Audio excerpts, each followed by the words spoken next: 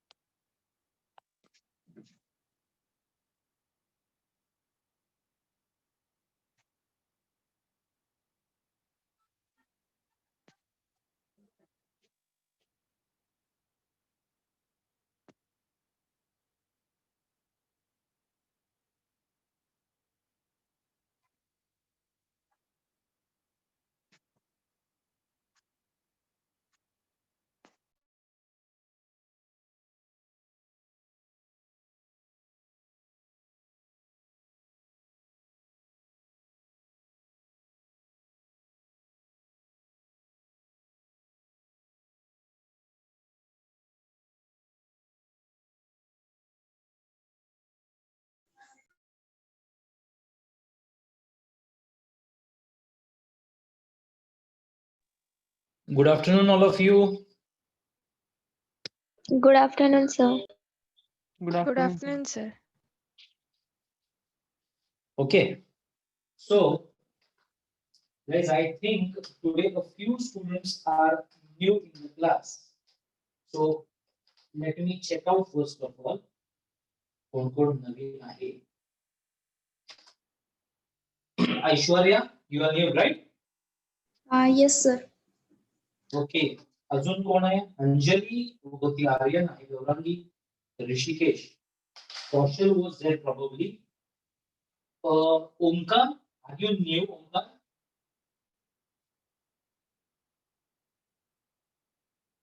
Omkar, mic, can you on your mic? Mic on करू शकतोस?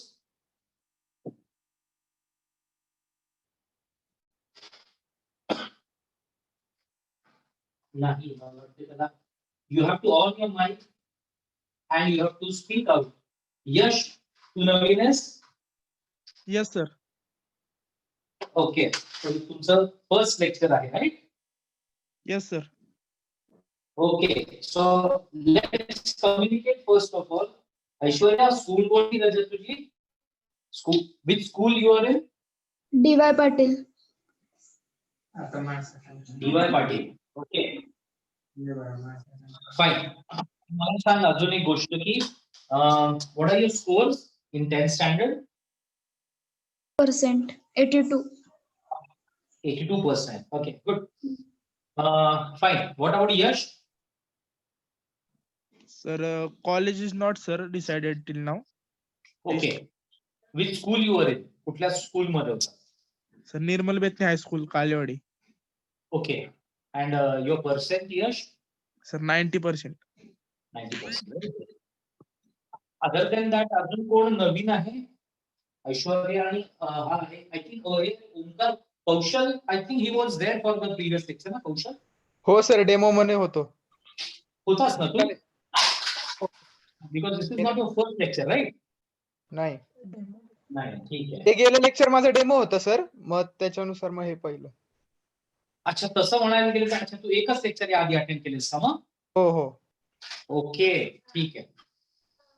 So students, आता एक गोष्ट तुम्हाला फक्त सांगायची की we are in to middle of a chapter. आपण कुठेतरी एका चॅप्टरच्या मध्ये आले आहोत आणि त्यामुळे थोडासा प्रॉब्लेम हा होऊ शकतो की आपलं कनेक्शन तेवढं एस्टॅब्लिश नाही होणार for this particular chapter. I can guarantee you for the others ते काय प्रॉब्लेम येणार नाही तुम्हाला. ऐश्वर्या, यश, ओके, किंवा कौशल. द थिंग इज, हा चॅप्टर तुम्ही आता मध्ये आधी आहे आणि ऑब्व्हियसली तुम्ही you can understand this thing की मी परत हा चॅप्टर थांबवून I can start with a new chapter all together immediately. So तुमचं काम काय लक्षात घ्या. ओके, बिफोर डिसाइडिंग एनिथिंग, काही ठरवण्याच्या आधी हे जे बाकीचे स्टुडंट्स आहेत तुम्ही त्यांचा फीडबॅक घेऊ शकता. ह्याच्यातले कोणी तुमचे नोन असतील तर की whether they really understand. Okay, आणि रात्र हा फीडबॅक आपण आता माझ्यासमोर घ्यायचा म्हणलं तर ते होच म्हणतील बाकीचे. काय बोला, what ever I teach, do you understand? Yes, sir. Yes, sir. Fine. So if you really understand तरच सांगायचं बरं का. ओके, सो आता माझ्यासमोर हो म्हणतील, ठीक आहे. तो मी फक्त सांगतो काय तुम्हाला, what I intend to tell you की if you don't understand, it is just the problem. हा तुमच्यामध्ये पण प्रॉब्लेम नाहीये आणि रात्र माझ्या पण शिकवण्यामध्ये पण प्रॉब्लेम नाहीये. It is just the problem of timing. The time you are joining this batch is a bit late आणि त्यामुळे ओके दिस इज हॅपनिंग. तर थोडासा हा जो चॅप्टर आहे तो एकदा संपला की मग you will start understanding basically की what I am teaching. So त्यामुळे तुमची फक्त एक पाहिजे, ऍक्सेप्टेबिलिटी पाहिजे की आजचं लेक्चर अटेंड केलं आम्ही या सरांचं. ओके, अभिषेक सरांचं लेक्चर आम्ही अटेंड केलं, बट आम्हाला काही झेपलं नाही, आम्हाला काही डोक्यात गेलं नाही. का नाही जाणार हे मी तुम्हाला सांगतो. झेपणार नाही मी सांगतो, प्रयत्न करीन मी की तुम्हाला कळावं, पण तुम्हाला इमॅजिनरी नंबर काय आहे जर हेच माहित नाही आजच्या डेटला की what is a imaginary number, what is a complex number. Okay, तर त्याच्यावरची कुठली ऑपरेशन तुम्हाला पटकन कळणार नाहीत. That's the only issue. But with a new chapter, trust me, you are going to understand each and everything. Okay, I am teaching. So ह्या trust वरती जर तुम्हाला आजचं सेशन अटेंड करायचं असेल तर मग तुम्ही बिंदास करा या पुढचे पण सेशन. तो कुठलाही मनात एक इम्प्रेशन बांधू नका एका लेक्चर नंतर की नाही नाही कळत, हे इम्प्रेशन बांधू नका, असं मी तुम्हाला सजेस्ट करेन. ओके ऐश्वर्या, कौशल, यश, ओके Yes, sir. फाईन. मग एकदा तुम्ही हे डिसाईड केलं की नाही बाबा मला कळणार आहे, फक्त हा चॅप्टर जाऊ दे. With a new chapter I am going to understand everything.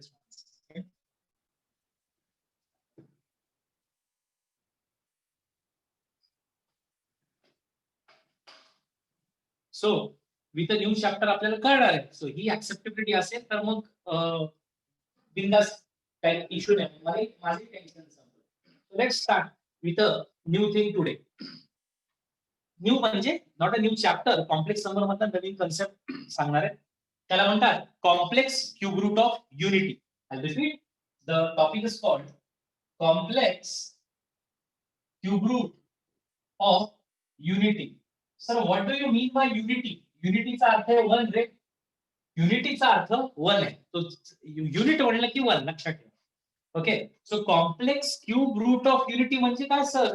Cube root of one काढायचं आहे. सर हा एकदम फालतू प्रश्न आहे. वनचा क्यूब रूट सर वनच असणार ना? ऍक्च्युली वन आहे आणि अजून दोन आहेत. वनचे क्यूब रूट अजून दोन आहेत. तर वनचा क्यूब रूट आम्हाला तर आजपर्यंत आयुष्यात वनचा क्यूब रूट वन, वनचा स्क्वेअर रूट वन हे शिकवलं गेलं. सो वनचा क्यूब रूट अजून दोन आहेत. येस, अजून दोन आहेत आणि ते दोन्ही complex number.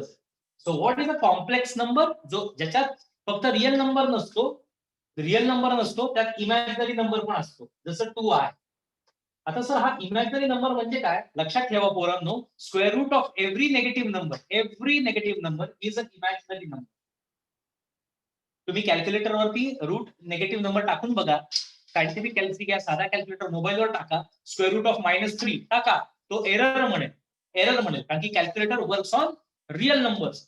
Okay, so imaginary number आहे, imaginary number. So root of -1 हा सगळ्यात छोटा इमॅजिनरी नंबर आहे, ज्याला यांनी नाव दिलं आयोटा. ओके, आयोटा, याला आयोटा म्हणतात, IOTA. आणि आयोटा म्हणजे काय सर? अंडर रूट -1 ची ओके व्हॅल्यू आहे. अंडर रूट -1 ला नाव दिलं त्यांनी iota. So cube root of -1, cube root of 1 sorry. Okay, हा 1च आहे का फक्त? 1 सोडून अजून 2 आहे म्हणजे कॉम्प्लेक्स आहे. कॉम्प्लेक्स म्हणजे काय सांगा, या नंबरला कॉम्प्लेक्स नंबर म्हणतात, स्टँडर्ड कॉम्प्लेक्स नंबर. कॉम्प्लेक्स म्हणजे काय रे? कॉम्प्लेक्स म्हणलं की कुठली गोष्ट कॉम्प्लेक्स म्हणलं की सिंपल नाही, कॉम्प्लेक्स. तो हा एक रिअल नंबर आहे, हा एक इमॅजिनरी नंबर आहे. दोघं जेव्हा एकत्र येतात they form a complex number. म्हणजे प्लस चालेल, मायनस चालेल, that is not a problem. Okay, so अशा टाईपचा असतो कॉम्प्लेक्स नंबर. सो 1 ची 2 क्यूब रूट, त्यातला आय जो आहे आयोटा, हा एक ग्रीक सिम्बॉल आहे. हा एक ग्रीक सिम्बॉल आहे ज्याला आयोटा असं म्हणतात आणि त्याची व्हॅल्यू असते अंडर रूट ऑफ -1. लक्षात ठेवा, तुम्ही अंडर रूट -16 दिलं तर तुम्हाला याला 4i लिहायचं. मी फक्त ही गोष्ट या तिघांसाठी सांगतोय, तर त्यांना ऍटलीस्ट ही भाषा कळेल. ठीक आहे, मी पूर्ण लेक्चर हे पुढे याच्यावरती नाही स्पेअर करणार आहे, पण त्यांना ऍटलीस्ट ही भाषा मी जी वापरतोय ती कळेल म्हणून. अंडर रूट ऑफ -16 हे 4 आहे कसं सर? अंडर रूट -16 ला तुम्ही 16 इंटू -1 करू शकता, that is root 16 into root -1. लक्षात ठेवा, रूट 16 इंटू रूट -1 आणि रूट 16 4 आहे आणि रूट -1 ला आयोटा नाव दिलं. तर त्यामुळे 4i म्हणतात. अंडर रूट -16 ला 4i असं म्हणतात. रूट मध्ये नेगेटिव्ह नंबर आहे तर त्याला इमॅजिनरी नंबर असं म्हणतात. आता मी येतो माझ्या पॉइंट वरती, complex cube root of unity. Complex cube root of unity म्हणजे वनचा क्यूब रूट. वनचा क्यूब रूट. एक काम करतो मी म्हणतो let X equal to cube root of unity. Cube root of 1 त्याला मी नाव दिलं एक्स. लक्षात ठेवा 1 ला क्यूब रूट, 1 च्या क्यूब रूटला मी एक्स नाव दिलं. गाइस क्यूब रूटचा अर्थ असतो रेस टू 1/3. लक्षात ठेवा बरं का. रूट एक्स चा अर्थ असतो x raise to half. Cube root of x चा अर्थ असतो एक्स रेस टू 1/3. लक्षात ठेवा क्यूब रूट म्हणलं की रेस टू 1/3 असतं. फोर्थ रूट म्हणलं फोर्थ रूट ऑफ एक्स, याचा अर्थ एक्स रेस टू 1/4. आता हे तुमचे इंडायसेस किंवा लॉ ऑफ इंडायसेस या चॅप्टर मध्ये या गोष्टी झाल्या असतील. झाल्यात ना रे बाळांनो, माहितीये ना ही गोष्ट? Yes, sir. सो म्हणजे याला असं म्हणू शकतो मी that is X is equal to 1 raise to 1/3. 1 raise to 1/3. आता मी करतो क्यूबिंग बोथ साइड्स. दोन्ही साइडला क्यूब करतो. Cubing both sides. आता मी जेव्हा दोन्ही साइडला क्यूब करणार आहे का आता हा क्यूब रूट निघून जावा म्हणून लेफ्टला एक्स क्यूब होणार आणि राईटला 1 रेस टू 1/3 आहे त्याचा क्यूब करतो मी. इथे पण क्यूब केला, इथे पण क्यूब केला. तर गाईज लॉ ऑफ इंडायसिस प्रमाणे a raise to m the whole raise to n हे दोघं मल्टिप्लाय होणार आहे. पॉवर्स मल्टिप्लाय होणार. How much the power will be then 1/3 into 3? 1. 1. म्हणजे it will be 1 raise to 1 which can be written as 1. So लक्षात ठेवा जेव्हा तुम्ही स्क्वेअर रूटला स्क्वेअर करता तेव्हा एक्स राहतो आतला. जेव्हा तुम्ही क्यूब रूटला क्यूब करता तेव्हा एक्स राहतो आतला. तेव्हा क्यूब रूट म्हणजे raise to 1/3 the whole raise to 3. 1/3 आणि 3 मल्टिप्लाय झाले की पॉवर 1 होऊन जाणार. So students x cube is equal to 1 असं काहीतरी आलं. X cube equal to 1. आता एक्स क्यूब इक्वल टू 1 ना मी असंही लिहू शकतो x cube minus 1 is equal to 0. हा 1 लेफ्टला शिफ्ट केला. X cube minus 1 equal to 0 आणि 1 ला मी डेलिबरेटली 1 क्यूब लिहू शकतो. बघा 1 ला मी डेलिबरेटली 1 क्यूब असं लिहू शकतो. I can write it as 1 cube. So sir 1 cube ची व्हॅल्यू 1 आहे. आता मी फॉर्म्युला वापरणार आहे a b क्यूब चा. हा फॉर्म्युला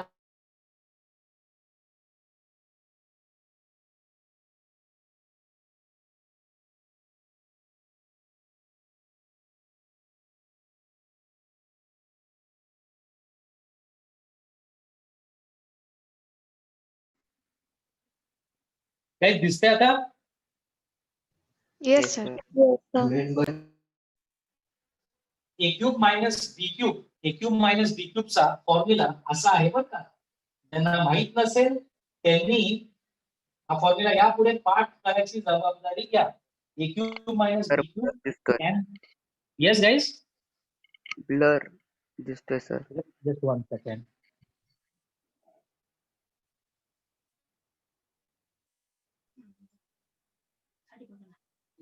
ब्लर नाहीये रे व्हिडिओ.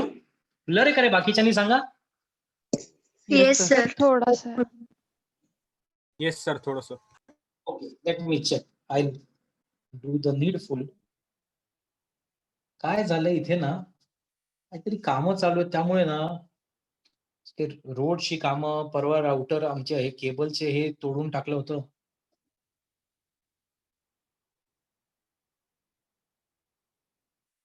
हो तर आहे अजूनही. It's not that clear wifi वरती.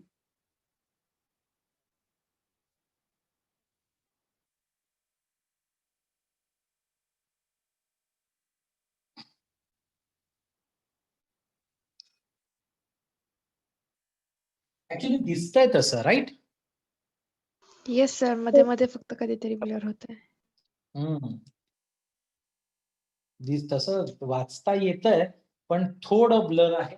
नाही आता झालं तेव्हा परत ब्लर होत येते जाते. आता दिसतोय बोर्ड व्यवस्थित. शेवटची लाईन वाचता येते तुम्हाला ए क्यूब मायनस बी क्यूबचा formula. Yes, sir. Yes, sir. Yes, sir.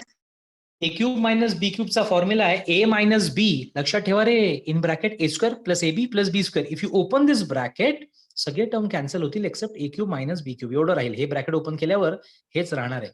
So can you people tell me जर ए च्या ऐवजी एक्स वापरा आणि बी च्या ऐवजी 1 वापरा ए च्या ऐवजी एक्स आणि बी च्या ऐवजी 1. So can you tell me a cube minus B cube च्या ऐवजी एक्स क्यूब मायनस 1 क्यूब कसं लिहिता येईल रे एक्स क्यूब मायनस 1 क्यूबला? बोला बरं. x minus 1 in bracket x square plus x 1 sorry minus 1 X square plus A into B. A into B म्हणजे X into 1 that is X आणि plus 1 चा square that is 1 is equal to 0. Guys हे समजलं का? Yes sir. yes sir students हे बघा इथे तुम्ही बघाल तर दिस इंटू दिस इज 0 म्हणजे समथिंग इंटू समथिंग 0 आहे. जेव्हा प्रोडक्ट 0 येतो की नाही तेव्हा आयदर हा 0 पाहिजे किंवा हा 0 पाहिजे. दोन्ही 0 असण्याची गरज नाहीये. म्हणजे either this bracket should be 0 or this bracket should be 0. So therefore I can say that either x minus 1 equals 0 or x square plus x plus 1 equal to 0. इथपर्यंत कळलं? Yes sir. So therefore x minus 1 0 आहे indicates what? x equal to how much? 1. चला cube root of 1 चं एक उत्तर मिळालं. x ची किंमत मिळाली. x ची किंमत 1 म्हणजे x ची किंमत 1 म्हणजे cube root of 1 one of the answers is 1. 1 चा क्यूब रूटचं एक आन्सर 1 आहे. बट अजून 2 आन्सर्स आहेत जे तुम्हाला या क्वाड्रॅटिक इक्वेशन वरनं मिळणार. ओके सो नाव आपण सॉल्व्ह करूया. Solve x square plus x plus 1 equal 0. Formula मेथडनी करा कारण की splitting the mid term possible नाहीये. यू कॅन व्हेरीफाय पण पॉसिबल नाहीये कारण की आपल्याला 1 चे फॅक्टर पाडायचे त्यांची टोटल पण 1 आली पाहिजे. सो 1 1 जा 1 केलं तर 1 प्लस 1 2 किंवा 1 मायनस 1 0 येईल. सो पॉसिबल नाहीये ते. So that's why what I am going to do is here तर याला कंपेअर करायचं ax square plus bx plus c बरोबर. Compare with ax square plus bx plus c equal to 0. It's a standard quadratic equation. Quadratic इक्वेशनचा formula असा असतो काहीतरी ax square plus bx plus c equal to 0. So therefore a ची value किती b ची value किती 1 1 1 yes a b c तिघं 1 आहे आणि जर तिघं 1 असतील तर आता या क्वाड्रॅटिक इक्वेशनचं solution x is equal to guys काहीतरी फॉर्म्युला येणार आहे मायनस b वाला. काय फॉर्म्युला तो? minus मायनस बी प्लस और minus under root b b square square minus 4 minus 4 by ac 2. 2 चला टाकून द्या आता. मायनस 1 प्लस और minus root of 1 square minus 4 into 1 into 1 upon 2 into 1. जिथे बी ए सी आहे सगळीकडे 1 1 1 पुट केलं तो तुम्हाला आन्सर काय मिळाले चेक करा यार. मायनस 1 प्लस और minus under root of 1 minus 4 upon 2 that is minus 1 plus और minus under root of minus 3 upon 2. पण कुणी मला सांगेल का आता बाकीच्यांनी तरी सांगा जे लोक पहिल्यापासून आहेत under root of minus 3 can be written as what? 3 iota. Root Root 3 iota. 3 iota. 3i नाही म्हणता येणार. Under root minus 9 will be 3i. Under root minus 3 ला तुम्ही अंडर रूट मध्ये 3 इंटू मायनस 1 लिहू शकता. म्हणजे रूट 3 वेगळा रूट मायनस 1 वेगळा. आपण रूट मायनस 1 ला आपण आय नाव देतो. सो ओके मायनस 1 प्लस और मायनस रूट 3i. तो तुम्हाला x चे दोन व्हॅल्यूज मिळाले. Minus 1 plus root 3i by 2 comma minus 1 minus root 3i by 2. Minus 1 plus root 3i by 2 i आहे बरं का imaginary part. Root minus 1 is i आणि मायनस 1. सो गाईज x चे 3 किमती मिळाल्या दिसत असतील तुम्हाला तर. एक x ची किंमत आहे 1, एक आहे minus 1 plus root 3i by 2. हा इमॅजिनरी नंबर आहे म्हणजे कॉम्प्लेक्स नंबर आहे आणि हा पण एक कॉम्प्लेक्स नंबर आहे. ओके सो 1 चे क्यूब रूट 3 आन्सर येतात. 3 त्यातलं एक रिअल आहे 1 आणि बाकीचे 2 कॉम्प्लेक्स नंबर्स आहेत. हे तुम्हाला कळालं का मला सांगा. Yes or no? Yes sir. Yes sir. Sir मला एक विचारायचं होतं आपल्याला जर एक सेकंड थांब. therefore cube root of unity are okay 1 minus 1 plus root 3i by 2 आणि minus 1 minus root 3i by 2. cube root of unity 3 आहेत त्यातले 2 कॉम्प्लेक्स आहेत आणि एक रिअल आहे. हा आता विचार. सर जर आपल्याला रेस टू 4 वाली टर्म दिली असेल म्हणजे x raise to 4 plus x cube plus x square अशी टर्म दिली असेल मग त्याचे फॅक्टर कसे पाडणार क्यूबच्या पुढे म्हणजे रेस सिंथेटिक टू 4 डिव्हिजन हा कन्सेप्ट आहे त्यासाठी. सिंथेटिक डिव्हिजन ऐकलंय कधी? हो सर ऐकलंय पण मग ते हिट अँड ट्रायल सारखंच असतं ना 1 टाकायचा 2 टाकायचा 3 टाकायचा त्याच्यामधला फॅक्टर काढण्यासाठी ती yes, that is a hit and trial method. तर त्याच्यात तुला तेच ऑप्शन आहे. जोपर्यंत तुझे फॅक्टर्स हे लिनियर फॉर्म मध्ये किंवा क्वाड्रेटिक फॉर्म मध्ये येत नाही, ओके, तोपर्यंत हिट अँड ट्रायल. क्युबिक इक्वेशनला 4th डिग्री, 5 डिग्री, 6 डिग्री इक्वेशनला फॅक्टराइज करण्याची तीच पद्धत आहे. ठीक आहे. Okay sir. सो गाईज मला सांगा, जे काही मी बोर्डवर लिहिलंय हे सगळं कळालं आहे का नाही? हो सर. कळालं सर. Yes sir. युनिटीचा अर्थ काय? युनिटी म्हणजे काय? 1.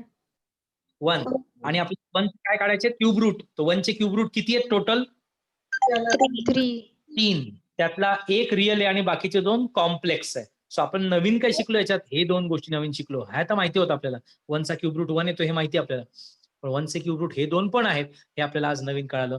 हे मेन्शन करायचं आहे, इम्पॉर्टंट आहे.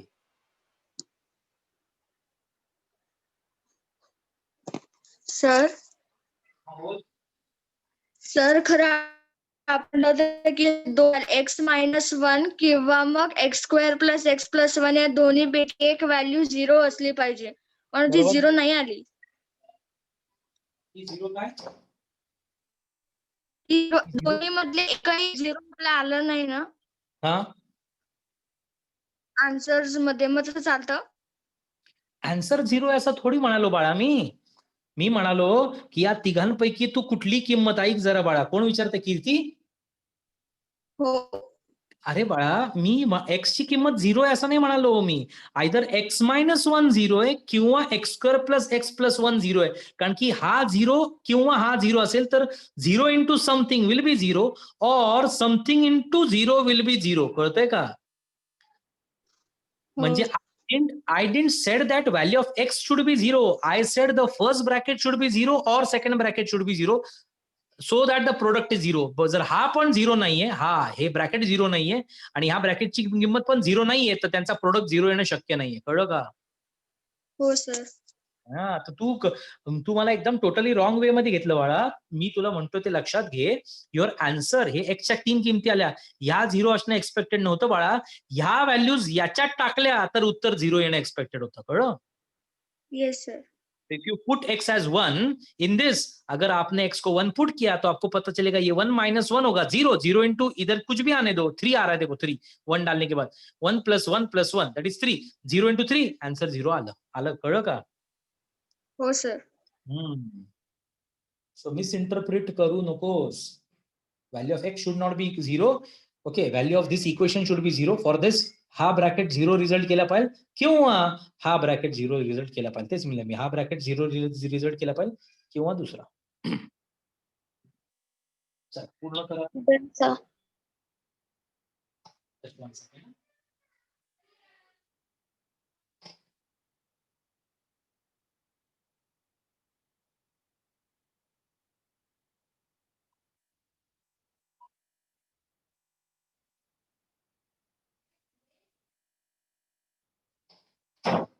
ओके, चल लक्ष द्या रे. -1 + √3i/2 आणि दुसरा आहे -1 - √3i/2.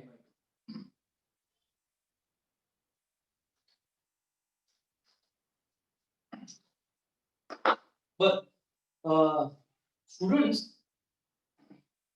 हे बघा लक्ष द्या. हे 3 क्यूब रूट ऑफ युनिटी लक्षात ठेवा बरं.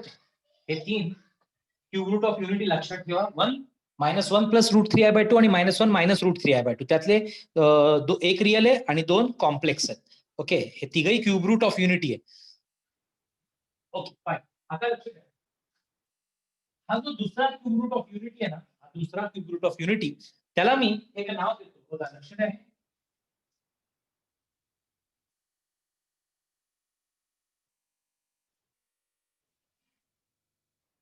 त्याला मी ओमेगा नाव दिलं बाळांनो. जर मी या दुसऱ्या 1 ला काय नाव नाही दिलं, मी याला ओमेगा नाव दिलं बरं का, याला ओमेगा नाव दिलं. पोरांनो, जर मी याचा स्क्वेअर केला ना, स्क्वेअर, तर मला हा तिसरा नंबर मिळतो. आय रिपीट, मी जर याचा स्क्वेअर केला ना, स्क्वेअर, तर मला हा नंबर मिळतो. -1 - √3i/2.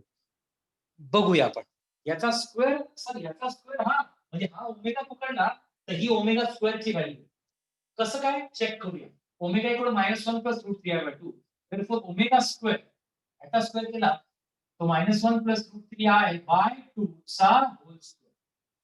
-1 प्लस √3i/2 चा होल स्क्वेअर. सो खाली 2 चा स्क्वेअर 4 आणि वरती -1 प्लस √3i चा होल स्क्वेअर म्हणजे a plus b whole square a square -1 चा square 1 plus 2 into a into b. लक्ष द्या 2 इंटू a इंटू b हे -2 √3i -2 √3i आणि प्लस b स्क्वेअर म्हणजे √3i चा स्क्वेअर √3 चा स्क्वेअर 3 आणि i स्क्वेअर ची व्हॅल्यू -1 i स्क्वेअर ची व्हॅल्यू असते -1 तर त्यामुळे -3 येणार. आता ज्यांना माहित नाही i स्क्वेअर ची व्हॅल्यू -1 कशी ओके म्हणजे फॉर एक्झाम्पल न्यू कमर्स त्यांनी लक्षात ठेवा की i ची व्हॅल्यू √1 नाही बाळांनो i ची व्हॅल्यू √1 तर याचा स्क्वेअर केला तर याचा पण स्क्वेअर होणार स्क्वेअर रूट निघून जाणार ओके स्क्वेअर आणि स्क्वेअर रूट निघून जाणार म्हणजे i स्क्वेअर ची व्हॅल्यू -1 इथे टाकली आपण.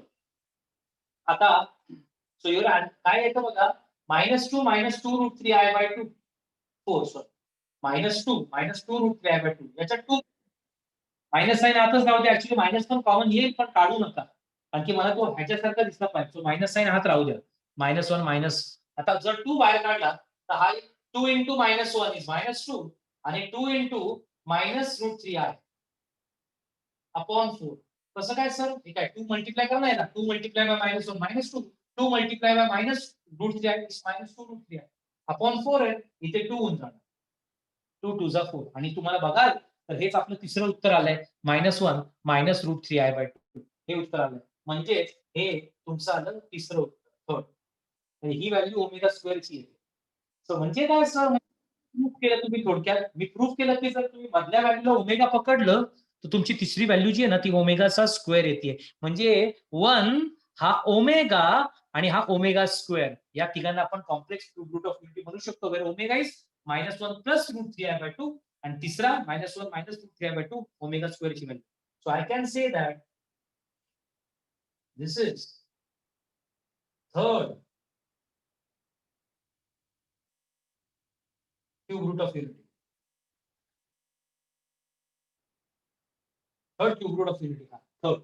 Okay. And therefore, guys, I can say that मी असं म्हणू शकतो की therefore तुम्हाला एक गोष्ट लक्षात आली असेल इथे की हा 1 हा ओमेगा आणि हा omega square. Therefore, you can say cube root of unity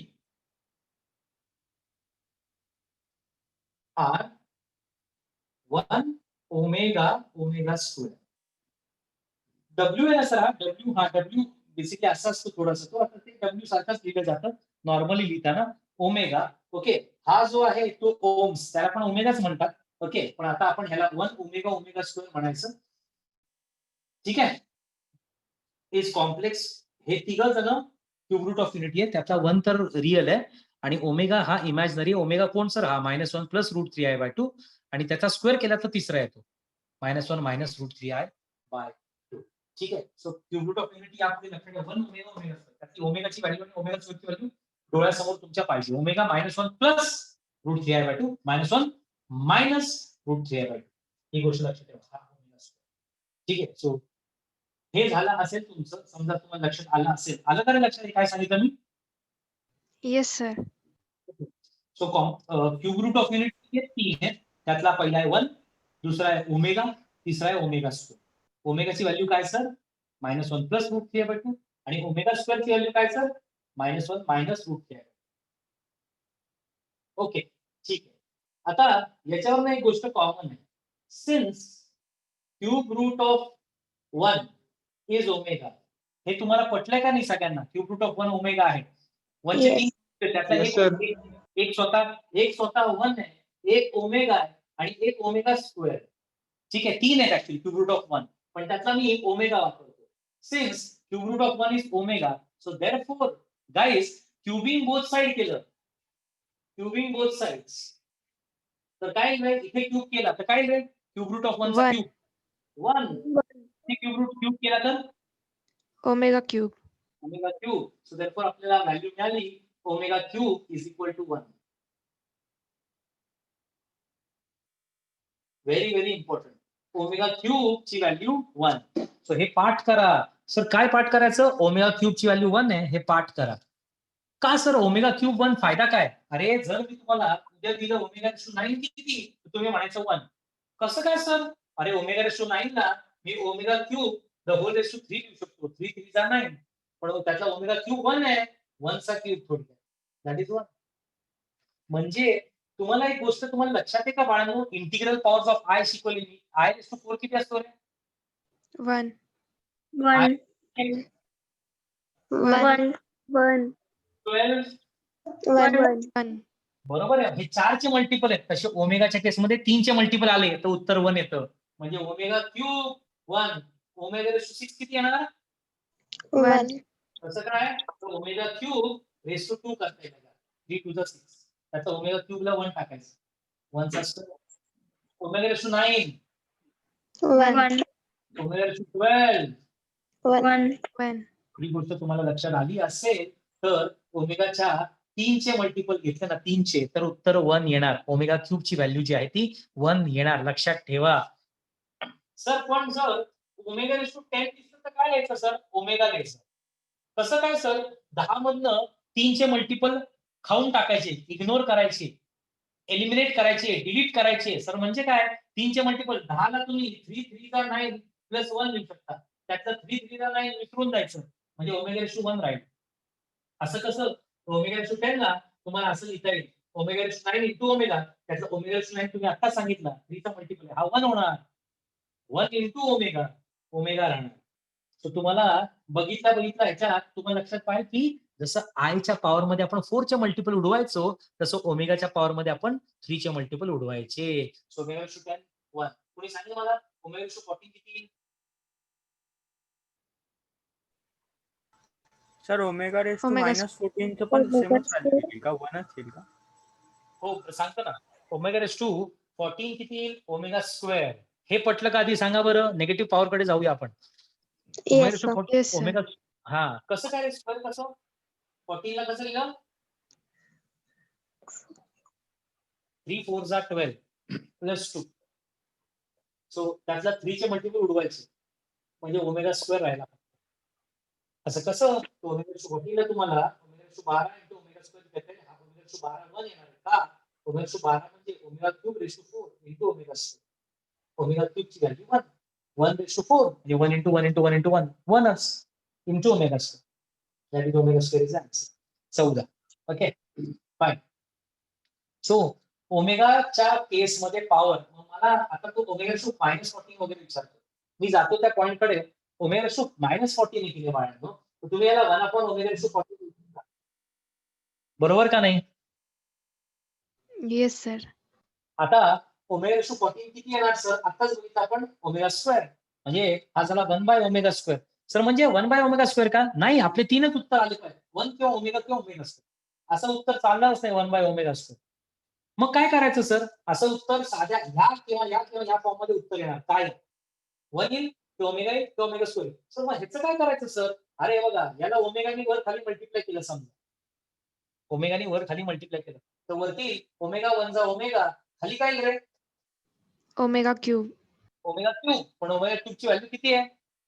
1 याची गरज काय? ओमेगा म्हणजे omega upon 1. 1 by omega square omega आला. तर तुम्हाला त्या गोष्टी मी सांगणारच होतो पण त्या पॉइंट कडे येतो 2 मिनिटात. सो तुम्हाला पहिलं मला सांगा ओमेगा क्यूब 1 कसं आलंय कळलं का? Yes, sir. कळलं पाहिजे. Yes sir. आता दुसरी प्रॉपर्टी हे पाठ करा. ओमेगा क्यूब ची व्हॅल्यू 1 आहे. पाठ करा. तर ओमेगाची व्हॅल्यू अजून पाठ नाही झाली. -1 प्लस √3i/2 आणि ओमेगा क्यूब ची व्हॅल्यू 1. दुसरी प्रॉपर्टी बघा. 1 plus omega square equal to 0. I'll repeat. 1 plus omega square equal to 0. अब ये कैसे आया? 1 प्लस ओमेगा स्क्वेयर 0 कैसे? Let's check out. ओमेगाची किंमत किती आहे? ओमेगा स्क्वेअरची किंमत माहिती आहे. टाकून द्या. LHS 1 plus omega square is equal 1 plus omega. ओमेगाची व्हॅल्यू काय sir? -1 plus -1 plus √3i by 2 आणि plus omega square -1 minus √3i/2. Okay चलो आता एक काम करा बरं पोरांनो, हा 1 बाजूला राहू द्या प्लस हे दोघांचे एलसीएम 2 करा, दोघांचे डिनॉमिनेटर मॅच करा, सेम पकडा. लक्षात ठेवा यार a/2 प्लस b/2 ला तुम्हाला a plus b the hole bye 2 लिहिता येईल ना. Yes sir. तसंच a/2 plus b/2 hole bye 2 लिहायचं असेल न्यूमरेटर काय ना सांगता. -1 प्लस √3i मायनस -√3i. बरोबर, प्लस √3 आहे मायनस √3 कट झालं, काय उरलं रे बाळांनो? -1 -1 -2 -2 -2 अपॉन 2 -1 आणि 1 plus -1 0 but we have to prove that is RHS. तो 1 प्लस ओमेगा स्क्वायर की कीमत जो है वो है 0.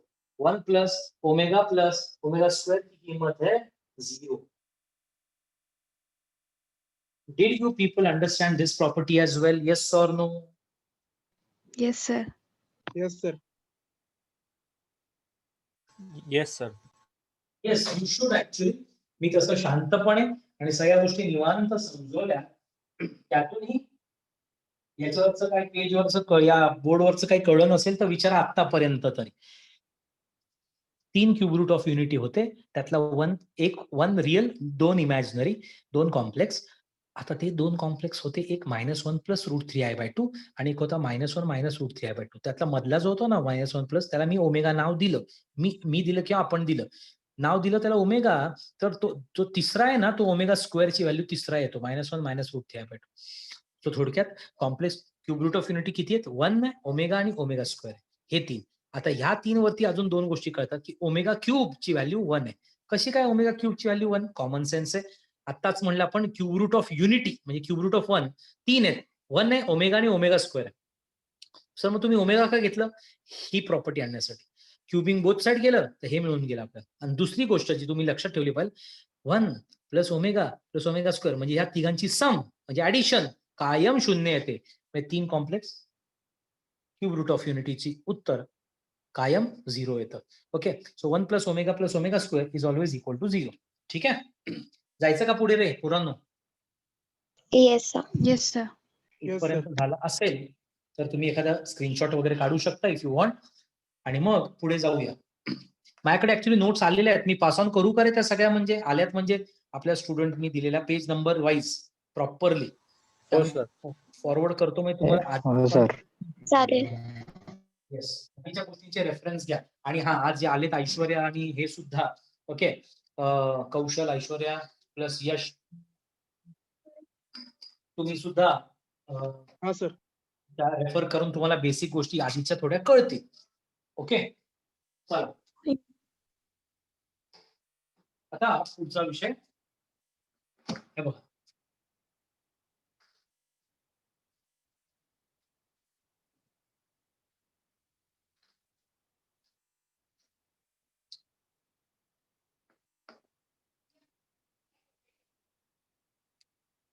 नाव गाईज, आता 2 गोष्टी, या 2 प्रॉपर्टी पाठ करा.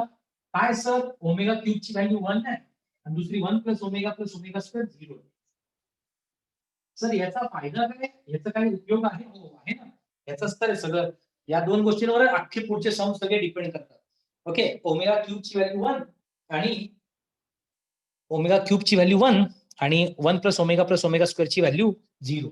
तर या दोन्हीवरती थोडंसं काम करूया, मग पुढे जाऊया. या दोन्हीवरती थोडंसं काम करूया. काम म्हणजे यांच्यावरती अजून काही इव्हॅल्युएशन्स करूया. ते इव्हॅल्युएशन्स मी तुम्हाला सांगतो. लक्ष द्या सगळे पोरांनो. ओमेगा रेस टू 3n कायम उत्तर 1 येणार. Omega raise to 3n plus 1 कायम उत्तर ओमेगा येणार. आणि omega raise to 3n plus 2 कायम उत्तर ओमेगा स्क्वेअर येणार.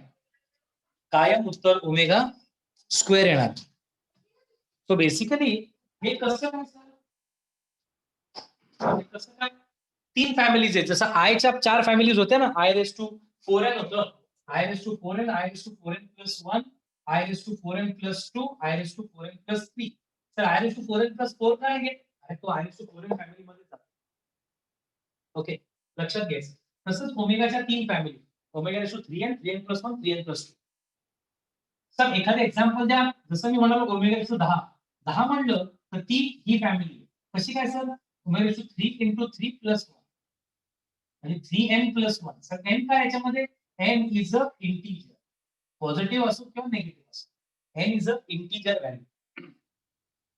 लक्षात घ्या, n जो आहे तो इंटिजर व्हॅल्यू आहे. तर omega raise to 10 omega 3 ×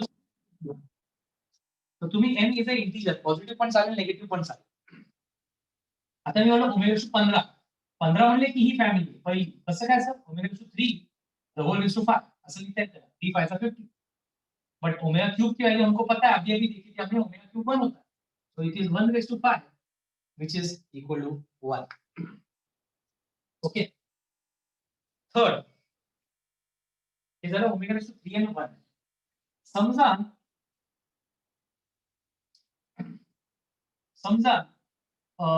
omega ratio मी दिलं 70, तर हे आन्सर ओमेगा स्क्वेअर येणार. ओमेगा 3 × 5 + 2. ओके, ओमेगा रेशो 3 × 5 15 + 2 म्हणजे याचा रिझल्ट जो आहे तो ओमेगा स्क्वेअर येणार. त्याचा रिझल्ट जो आहे तो ओमेगा स्क्वेअर येणार. तर ते कसं काय तुम्हाला आता सांगितलं. हा रिझल्ट 3 5 ह्याला असं लिहिलं ना ओमेगा रेशो 15 × ओमेगा स्क्वेअर. त्यातला हा 1 झाला, हा 1 × ओमेगा स्क्वेअर म्हणजे ओमेगा स्क्वेअर.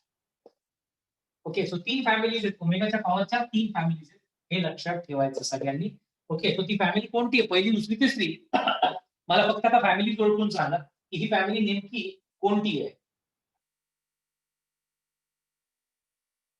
ओमेगा. येस. कसं काय केलं? 3 चे मल्टिपल काढले तर 3 ह्याच्या जवळ पोहोचलं तर 99.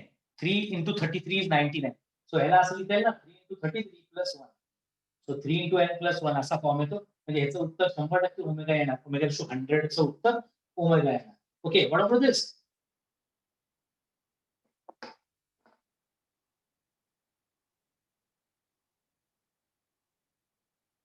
Omega square. बरोबर. ओमेगा रेशो जर 50 ला 3 ने डिवाइड केलं तर 3 16 जा 48. 16 3 जा 48 +2 राहील. So this family belongs. So कसं करायचं सर? 50 ला 3 ने डिवाइड करायचं रे. 3 1 जा 3 20 3 6 जा 18 2. So 50 can be written as 3 × 16 + 2. Dividend equal to divisor into quotient plus remainder. Okay, तो ये अगर 50 है तो ठीक है गाइस, अगर -50 है तो भी यही करना है सर. -50 के लिए भी, हाँ, -50 को भी हम लोग 3 × -16 + 2 लिख सकते हैं. I'm sorry. Okay, 3 × -17. तो -51 हो गया इंटू ओमेगा. तो फिर ओमेगा आंसर आना चाहिए एक्चुअली ना. हाँ, नेगेटिव के लिए मत करो, हम लोग ये पॉजिटिव इंटीजर के लिए मेंशन करेंगे. z⁻+ का मतलब है पॉजिटिव इंटीजर्स के लिए.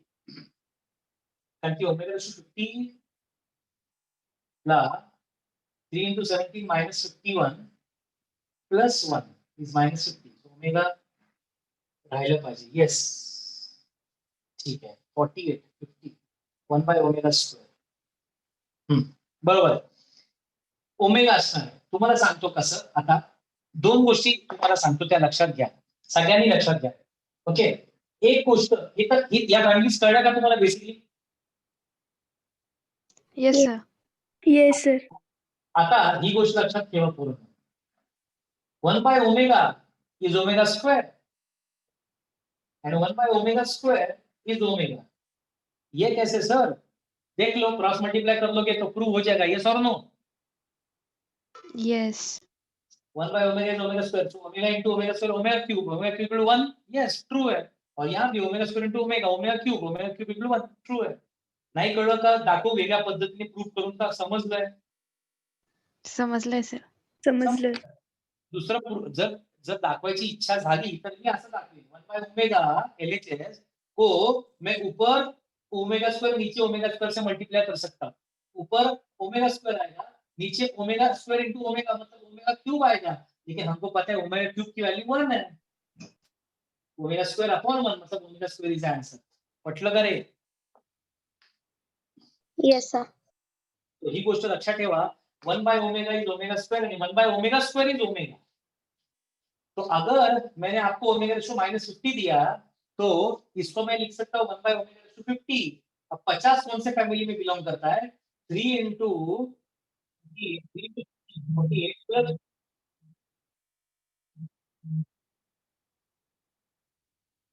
याच्यामधलं 3 into 16 plus 2 त्यातलं 3 चे मल्टिपल उडवा, ही फॅमिली आहे. तो ओमेगा स्क्वेअर राहिला म्हणजे हे राहिलं 1 by omega square.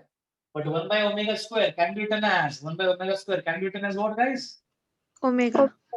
Omega. It is omega. Okay. तो हा पार्ट लक्षात ठेवा.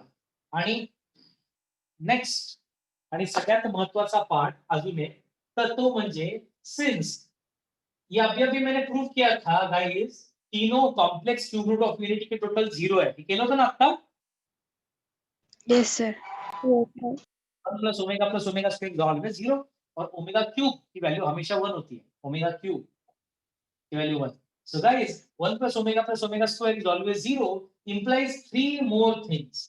याच्यातनं डिराइव्ह झालेलं आहे. जसं पोरांनो आपण sin square theta plus cos square थीटाला 1 असेल तर आपण ह्याला असं पण लिहितो ना, sin square theta can be written as what? 1 minus cos square theta. 1 minus cos square theta. And cos square theta can be written as 1 minus sine square theta. आता हे मी का विचारलं, फक्त फॉर्म चेंजिंग करतोय. तिन्ही फॉर्म्युलाचा अर्थ तोच आहे. तसं हा फॉर्म्युला आहे, याला मी असं लिहू शकतो का रे पोरांनो, 1 plus omega can be written as what? Minus omega square. लक्षात ठेवायचं 1 plus omega is minus omega square आणि 1 plus omega square can be written as what? Minus omega. Minus omega. And omega plus omega square can be written as what? Minus 1. Omega plus omega square plus omega can be written as -1. हे 3 गोष्टी लक्षात ठेवा sir. हे महत्वाचे आहेत, 100% महत्वाचे आहेत. Okay, या गोष्टी लक्षात ठेवा. मग कसं ह्या कुठे आपल्या होतील सर? समजा हे बघा, मी एक सम दिला.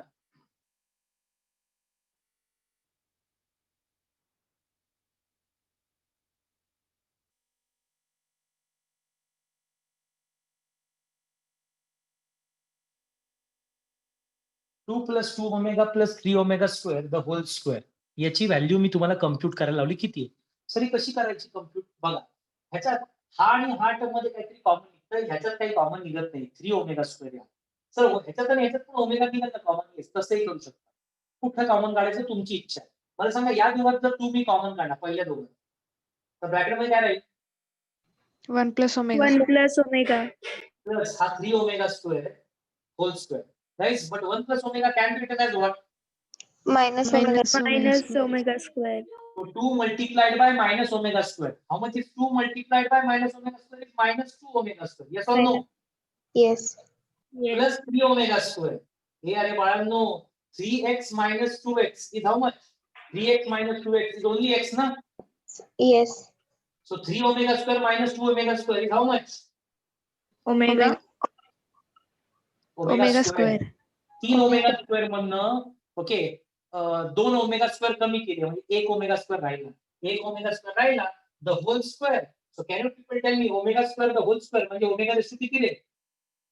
4. आणि ओमेगा रेशो 4 कुठली फॅमिली आहे? ओमेगा रेशो 3n का 3n plus 1 का 3n plus 2?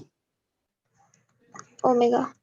ओमेगा 4 म्हणजे काय? 3 1 जा 3 3 1 जा 3 प्लस ओमेगा. सो ह्याचं इव्हॅल्युएशनचं रिझल्ट ओमेगा आहे.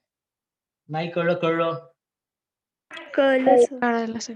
अशा टाईपचं कुठलंही एक्सप्रेशन असेल तर त्याची 3च उत्तरे येऊ शकतात. एक तर 1 किंवा ओमेगा स्क्वेअर. जे आपलं आता आलं ते ओमेगा स्क्वेअर आलं.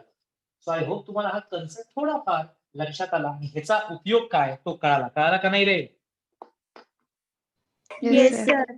ओके. आणि जर मी हेच सम असं दिलं असतं, आता तुम्ही मला आयडिया द्या की आपल्याला करायचंय काय? 3 कॉमन काढू शकतो. तू बाजूला 3 कॉमन काढला बाळा. 3 कॉमन काढला तर ब्रॅकेटमध्ये काय राहील? Omega plus omega square. Omega plus omega square the whole raise to 3 आहे ना? Yes. 3 into how much is omega plus omega square? Minus 1. 3 into -1. Minus 3. 2 minus 3 is -1. -1 चा क्यूब म्हणजे 1 is the answer. याचा रिझल्ट 1 आहे. -1 sorry 2 - 3 -1 ना, -1 into -1 cube करायचा, which is -1. -1 is the result of it. Simplified answer याचं -1 आलं. नाही कळलं? कळालं sir. Okay. So this is a simplified format of any sum. ते आन्सर काही 16, 17, 20 काही पण येऊ शकते आन्सर, पण दिस इज रिअली इम्पॉर्टंट. ही पण स्टेप महत्वाची आहे, हे पण महत्वाचं आहे, हे पण महत्वाचं आहे. तर जर मी तुम्हाला दिलं ओमेगा रेस टू -51, तर काय कराल तुम्ही? किती असेल उत्तराचं?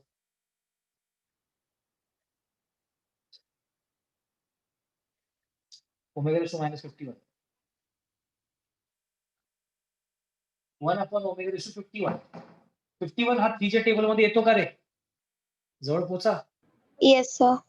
हो सर. कितीचा? कितीचा? 17 3 17. So omega cube whole raised to 17. So what should be the result? 1 by omega cube 1 असतो. 1 raised to 1. Final answer should be 1. Yes or no? Yes. Yes. -51 जो आहे आन्सर 1 आलं. पण हेच जर ओमेगा रेस टू -52 असतं तर काय झालं असतं बोला बरं? Omega square. Omega square result आला असता, कारण की हे राहिलं असतं. 51 52 आला असता. तर हा आला असता ओमेगा रेस टू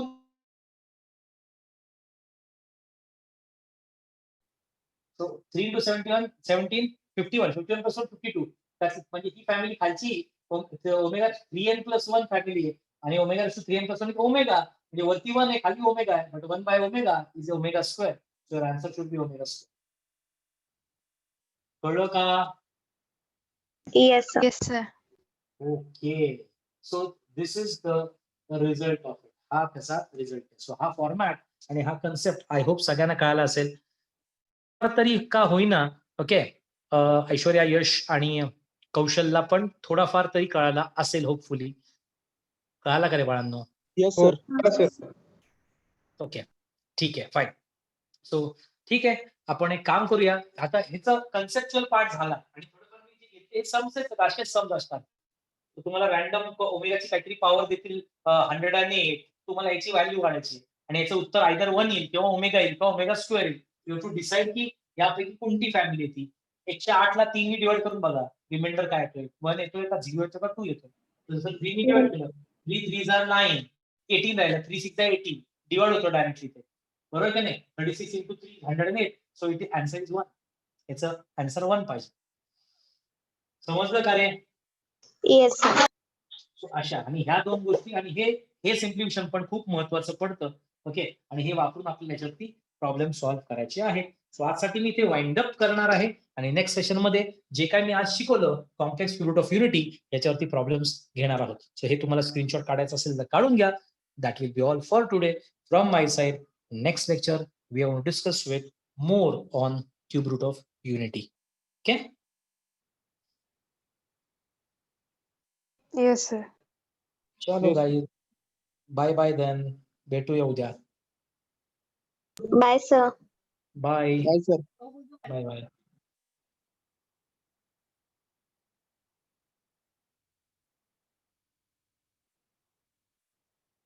कुणाचं लेक्चर आहे आता बाळांनो? केमिस्ट्री का फिजिक्स आहे? केमिस्ट्री. केमिस्ट्री. ओके. अरे सुरेश, लॉन्ग कितने दिन बाद, किती दिवसांनी रे? Yes sir.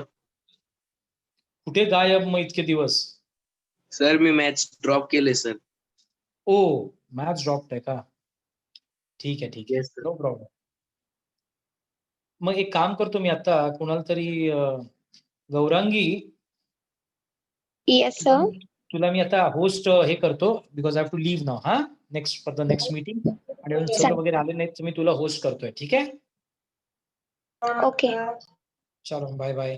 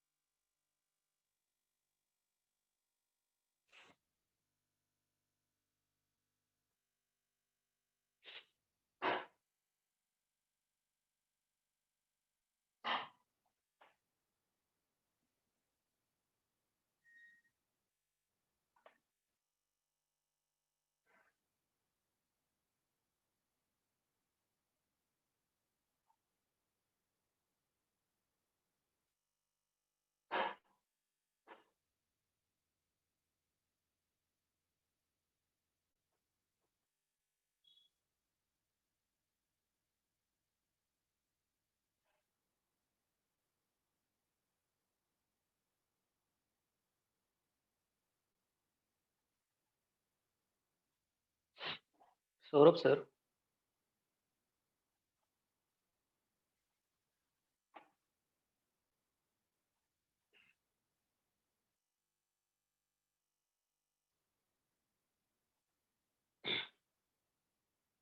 गौरंगी तुला होस्ट केलेलं आहे का? Yes sir. मला होस्ट कर ना बाळा. 2 अकाउंट आहेत बघ माझे. Okay.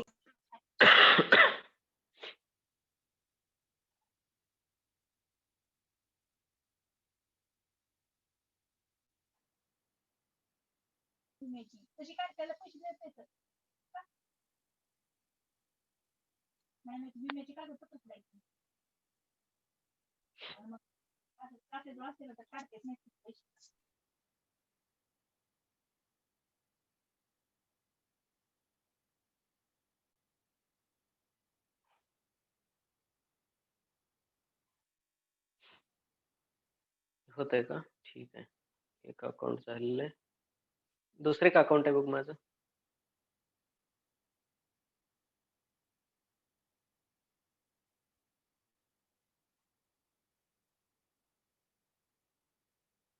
Good afternoon everyone.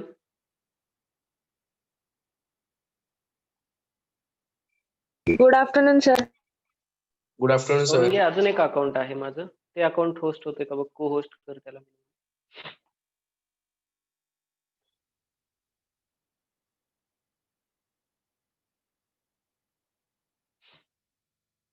Sir मला फक्त होस्ट केलं होतं म्हणून मी तुम्हाला होस्ट केलं. अच्छा अच्छा अच्छा. एक मिनिट. ठीक आहे ठीक आहे. 2च मिनिट वेट करा बाळांनो.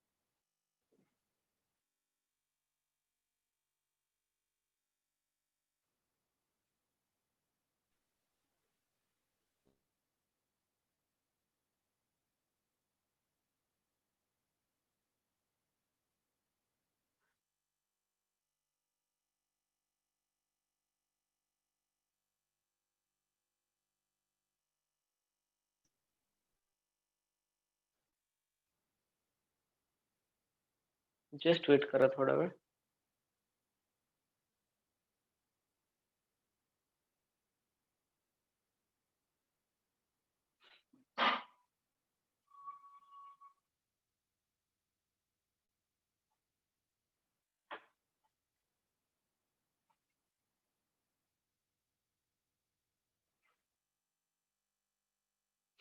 स्क्रीन दिसते का प्रत्येकाला? Yes sir. Yes sir.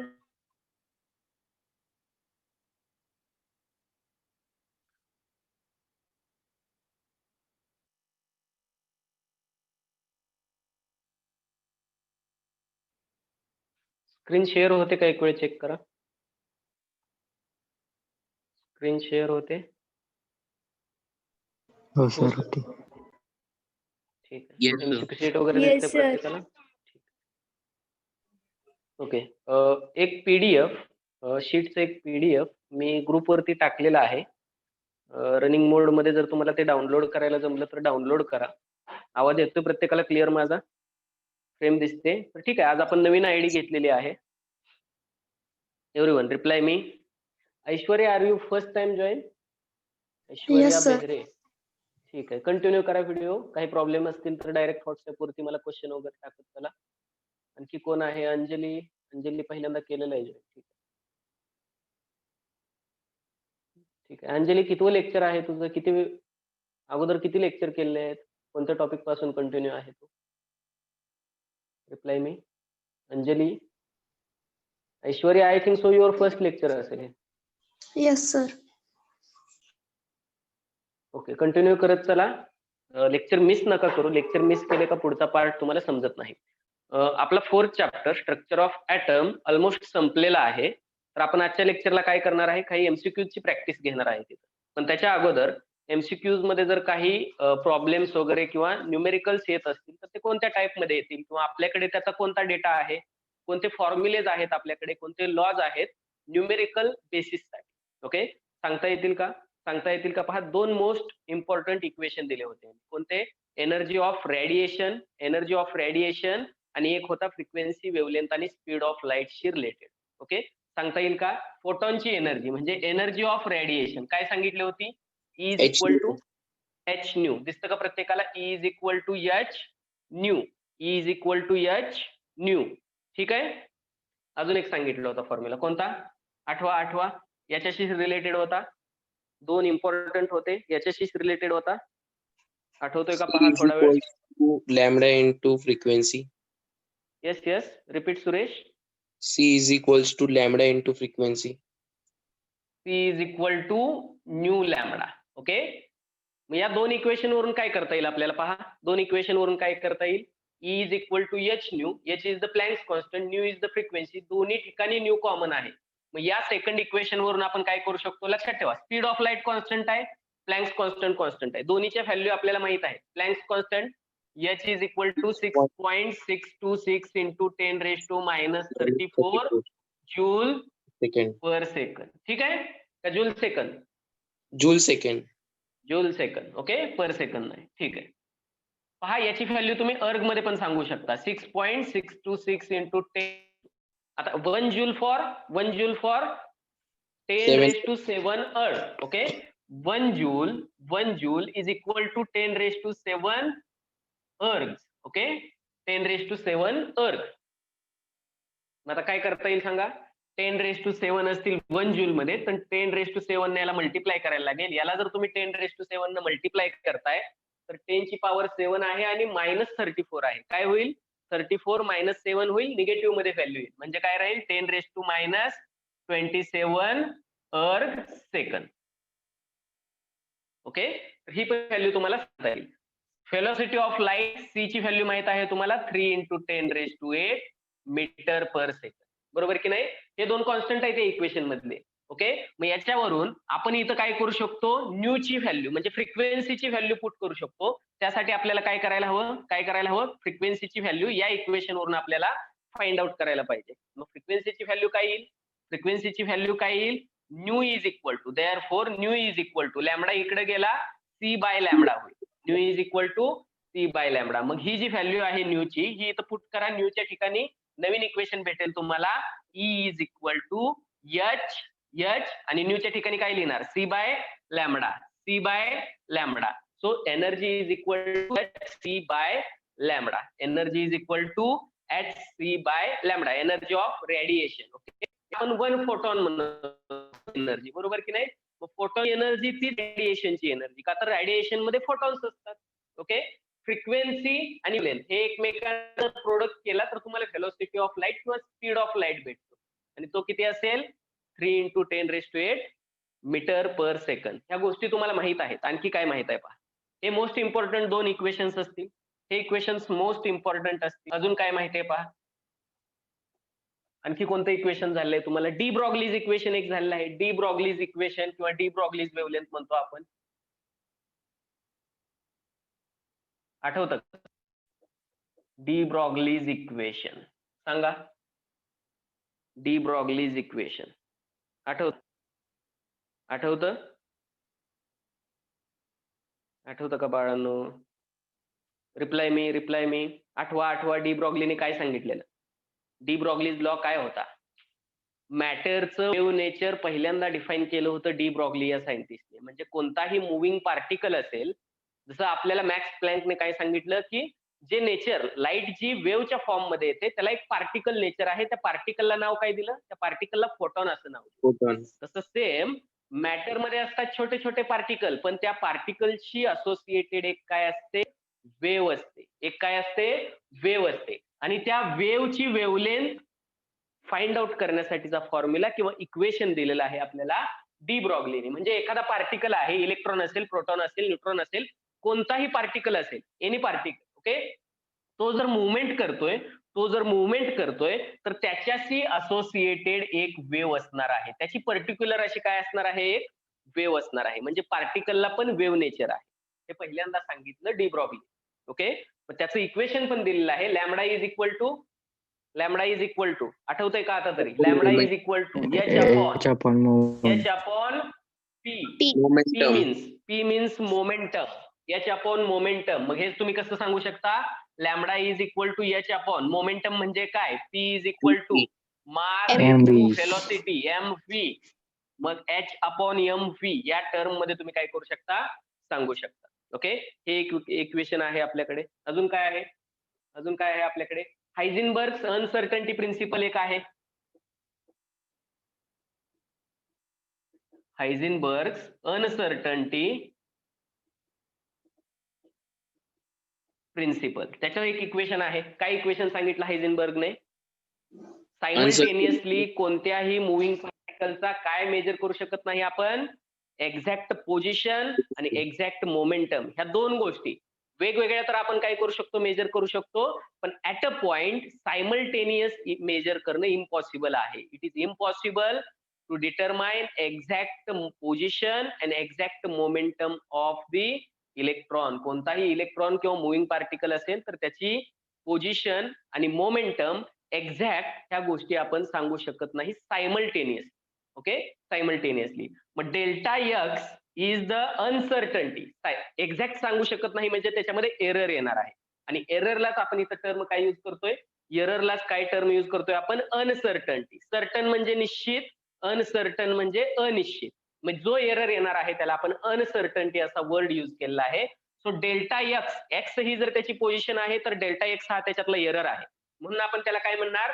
Delta x is the uncertainty in position मधला, into uncertainty in momentum delta p. Uncertainty in momentum, p ने, स्मॉल पी ने आपण काय दाखवतो? मोमेंटम दाखवतो. So delta p, small p असेल तिथं, पी ने आपण काय दाखवतो? मोमेंटम दाखवतो. So delta P is the uncertainty. Delta आहे म्हणजे एरर आहे, डेल्टा आहे म्हणजे स्मॉल चेंज आहे. पी या क्वांटिटीमध्ये, मोमेंटम या क्वांटिटीमध्ये स्मॉल चेंज आहे. हा स्मॉल एरर आहे त्याच्यामध्ये. ठीक आहे, याचा जर प्रोडक्ट केला तर it is greater than equal to H upon 4 pi. हे इक्वेशन दिलेलं आहे आपल्याला हायझेनबर्ग.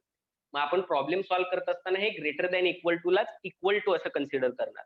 किंवा हे जर मॉडिफाय केलं आपण, delta x is the uncertainty in position into momentum म्हणजे काय? मोमेंटम म्हणजे काय इथं दिलेलं आहे. मोमेंटम म्हणजे काय?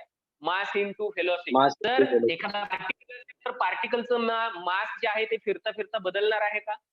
पार्टिकलचं जे मास आहे ते फिरता फिरता बदलणार आहे का? नाही, मास कॉन्स्टंटच राहणार आहे. जर तो इलेक्ट्रॉन आहे तर त्याचं मास हे कॉन्स्टंटच राहणार आहे. जर एखादा बॉल आहे आणि तो जर फिरतोय तर त्या बॉलचं जे मास आहे ते कॉन्स्टंट राहणार आहे. मास चेंज होत नाही. मग चेंज कशामध्ये होऊ शकतो? व्हेलॉसिटी मध्ये त्याच्यात चेंज होऊ शकतो. बरोबर की नाही? म्हणून जर आपण M into delta V change in velocity, momentum कधी बदलेल? मोमेंटम मध्ये एरर कधी येईल? जर तुम्हाला व्हेलॉसिटी काउंट करताना एरर आला तर. इलेक्ट्रॉनचं मास तुम्ही आज सांगा, उद्या सांगा, अगदी कधीही निम्म्या रात्री झोपेतून उठून सांगा, इलेक्ट्रॉनचं मास चेंज नाही होत. मास हे कॉन्स्टंटच आहे. मग याच्यामध्ये एरर येणार नाही, मास मध्ये एरर येणार नाही. इलेक्ट्रॉनला न बघता आपण आता त्याचं मास सांगू शकतो. त्यामुळं मास डिफाईन करताना त्याच्यामध्ये एरर येणार नाही. मग एरर कधी येऊ शकतो? इलेक्ट्रॉन ज्या स्पीडनं ट्रॅव्हल करतोय तो स्पीड काउंट करताना काय येऊ शकतो? तिथं एरर येऊ शकतो. So delta V is the uncertainty in velocity. Uncertainty in velocity. मग व्हेलॉसिटी मध्ये असणारी अनसर्टन्टी, आणि हे इक्वेशन आपण मॉडिफाय करू शकतो एच अपॉन 4 पाय. H upon 4 pi. ओके, मग जर कधी तुम्हाला विचारलं what is uncertainty in position मधली अनसर्टन्टी विचारली, ओके, तर तुम्ही काय करणार? हे इक्वेशन ह्या व्हॅल्यू ज्या आहेत एम इंटू डेल्टा व्ही हे पलीकडे पाठवायचं. हे जाईल डिनॉमिनेटरला, मध्ये सरळ इक्वल टू साइन द्यायचं ग्रेटर दॅन इक्वल टू च्या ऐवजी, आणि तुम्हाला तिथं थिंग्स ज्या काही विचारले आहेत ते कॅल्क्युलेट करता येतील. जर तुम्हाला हे विचारले तर हे पलीकडे न्या. जर तुम्हाला व्हेलॉसिटी विचारले, मास आणि अनसर्टन्टी इन पोझिशन दिलेलं असेल तुम्हाला, त्या गोष्टी तुम्ही पलीकडे न्या आणि ते कॅल्क्युलेशन करा, तुम्हाला त्याचा आन्सर भेटणार आहे. ऑप्शन मधून ते आन्सर तुम्हाला काय करायचं आहे, पिक करायचं आहे. ओके, तर अशी काही इक्वेशन आहेत. आणखी काही इक्वेशन आहेत ते आपण एमसीक्यू सॉल्व्ह करत करत आपण त्याला काय करूयात, पाहूयात. ओके, हे 4 इक्वेशन झालेत ना? आठवतंय का रेग्युलर कोण कोण होते पहा. आणि होमवर्क सांगितलं होतं मी बाळांनो, होमवर्क बऱ्याच जणांनी मला सेंड केलेला नाहीये. ओके, तर प्रायोरिटी बेसिसवरती, आणि ज्यांनी सेंड केलंय त्यांनी काही मी क्वेश्चन सांगितले होते, बुकच्या खालचे क्वेश्चन काही सॉल्व्ह करा, तर ते क्वेश्चन तुम्ही सॉल्व्ह केले नाहीत बऱ्याच जणांनी. मला फक्त तुम्ही ते लॅटिन नेम त्याचा एक फोटो टाकलेले आहेत, आणि ऑर्बिटल्स कसे फिल करतो आपण, इलेक्ट्रॉनिक कॉन्फिगरेशन याचे पण फोटो आलेले आहेत मला. पण जे सिलेबस टेक्स्टबुक बोर्डचं आपलं जे टेक्स्टबुक आहे त्याच्या खालचे जे काही 4 ते 5 क्वेश्चन मी सांगितले होते, त्याचे फोटोज मला भेटलेले नाहीये. तर तुम्ही काय करा, तेवढा होमवर्क जेवढ्या लवकर पूर्ण करता येईल तेवढं करा. ठीक आहे. Okay, let's try to share the screen. Sir मी केलंय, आज पाठवतो तुम्हाला. ठीक आहे. माझा व्हॉट्सअप नंबर आहे, प्रत्येकाकडे नसेल तर ग्रुपवरती पण आहे. भोजने सर म्हणून पुढे नेम आहे फॉर न्यू वन्स. ठीक आहे, तर ते तुम्ही काय करा, येस सर. मला सेंड करा, चेक करून घ्या. काही लोकांच्या छोट्या छोट्या चुका होत आहेत त्या पण मी सांगतो. जर तुम्हाला सगळं येतंय पण रायटिंग मध्ये जर तुम्हाला अशा गोष्टी असतील, पहा काही लोकांना सवय असते रायटिंग मध्ये एखादा अक्षर लिहायचं राहून जातं, मग ते सिम्बॉल चुकीचा होतो किंवा एखादा फॉर्म्युला चुकीचा होतो. काही लोकांना कुठेतरी डॅश करायची सवय असते, मग ते डॅशला मायनस साइन असं कन्सिडर केलं जातं. तुम्ही दिलेलं उत्तर तिथं काय होतं, बऱ्याच वेळी चुकतं. ओके, ऍक्च्युली ते चुकलेलं नसतं किंवा तुम्हाला चुकायचंही नसतं, तुम्हाला बरोबर येतं, पण जो एक्झामिनर पेपर चेक करतो त्याच्या दृष्टीने ते चुकीचं आहे. त्यामुळे अशा गोष्टी ज्या आहेत, रायटिंग स्किल म्हणतो याला आपण, त्या आपण काय करणार आहे, अवॉइड करणार आहे. आणि आपल्याला भरपूर वेळ आहे, भरपूर चान्स आहे, तर आपण इथं काय करणार आहे, त्या गोष्टी सॉल्व्ह करणार आहे. जे काही प्रॉब्लेम असतील ते पहा 1 बाय 1. दिसतायत प्रत्येकाला, स्क्रीन दिसते की आणखी झूम करण्याची आवश्यकता आहे? स्क्रीन दिसते No, का? sir. Yes, sir, it's visible. दिसते सर. ठीक आहे, पहा फर्स्ट क्वेश्चन काय आहे.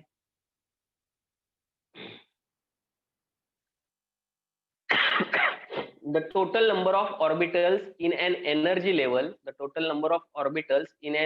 level, designated by principal quantum number n is equal to n ह्या शेल मध्ये, एनर्जी लेवल म्हटलंय, एनर्जी लेवल म्हणजे काय, शेल.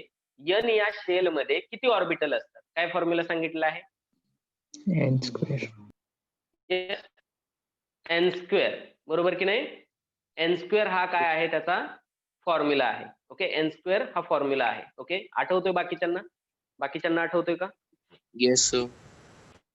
रिप्लाय मी आठवतोय. ठीक आहे, तर एन या शेल मध्ये नंबर ऑफ इलेक्ट्रॉन्स किती बसू शकतात, maximum capacity of number of इलेक्ट्रॉन्सची मॅक्झिमम कॅपॅसिटी किती आहे, सांगता येईल का? 2. यस,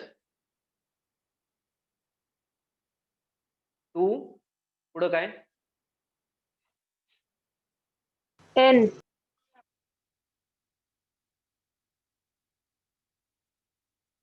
पहा आठवतंय का? एका ऑर्बिटल मध्ये किती इलेक्ट्रॉन फिल होत आहेत maximum, according to Pauli's exclusion principle? 2.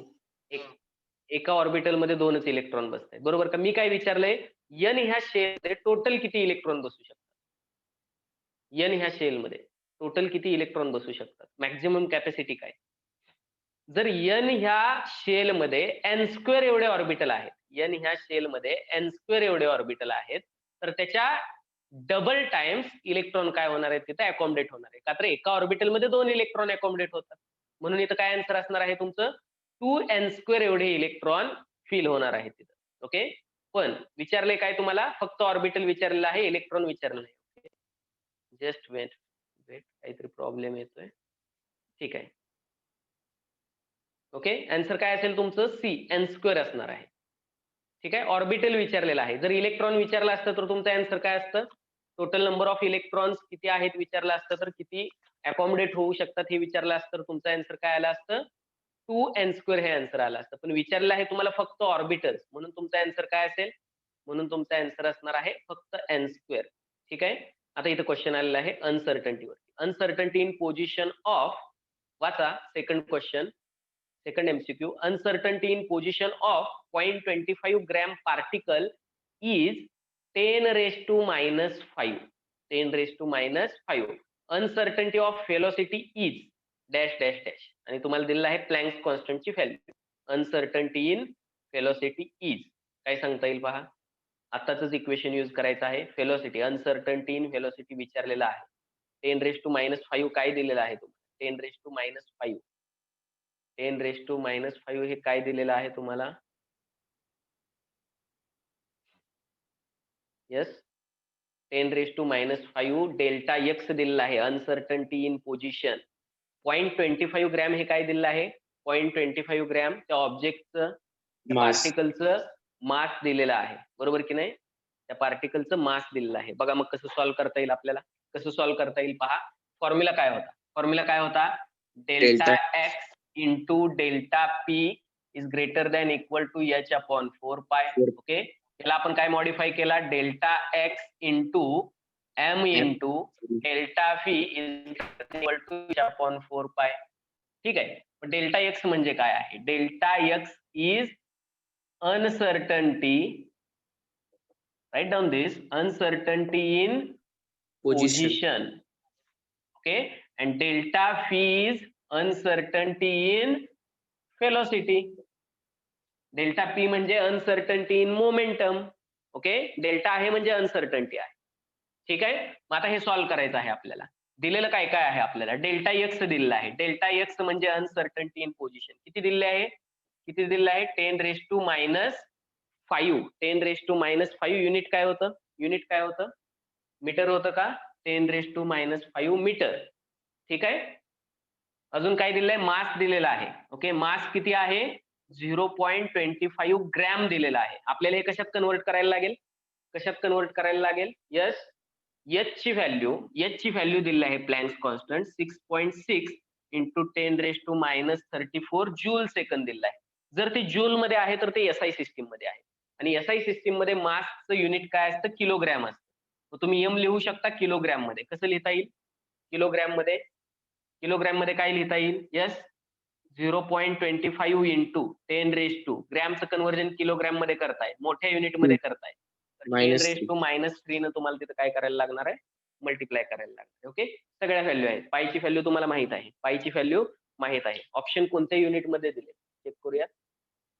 Option कोणत्या युनिट मध्ये दिलेले आहेत. यस ठीक आहे. युनिट दिलेलंच नाहीये तिथं तुम्हाला. ठीक आहे. युनिटचा विचार करण्याची आवश्यकता नाही. इथं ग्रॅम दिलेला आहे. हे तर तुम्हाला किलोग्रॅम करायला लागेल. याच्यासाठी 10 रेस टू मायनस 5 दिलेला आहे. ठीक आहे. आणि जी अनसर्टन्टी इन व्हेलॉसिटी येणार आहे ती मीटर पर सेकंद मध्येच येणार आहे. व्हेलॉसिटी आहे मीटर पर सेकंद हेच याचं काय राहणार आहे. युनिट राहणार. ओके. हे आपण कॅल्क्युलेट करूयात. Okay.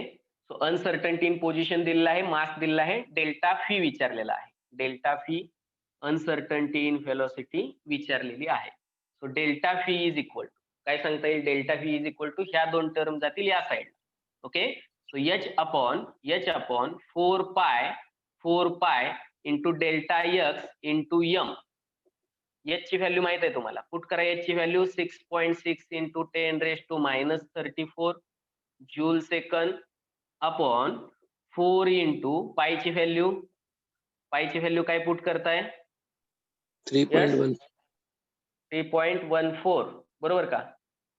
Delta x uncertainty in position दिलेला आहे 10 raise to minus 5. 10 raise to minus 5. Mass दिलेला आहे 0.25 इंटू 10 रेस टू मायनस 3. सगळे युनिट आपण एसआय युनिट मध्ये घेतलेले आहेत. जरी आपल्याला दिले नसले प्रॉब्लेम मध्ये तरी आपण घेतले आहेत. असं होत नाही शक्यतो. युनिट दिले जातात. युनिटचा विचार करावा लागतो तुम्हाला. आता हे कॅल्क्युलेशन करायचंय तुम्हाला. करता येईल पटकन. पॉवर फिगर बघा. -5 -3 वरती जाईल प्लस होईल.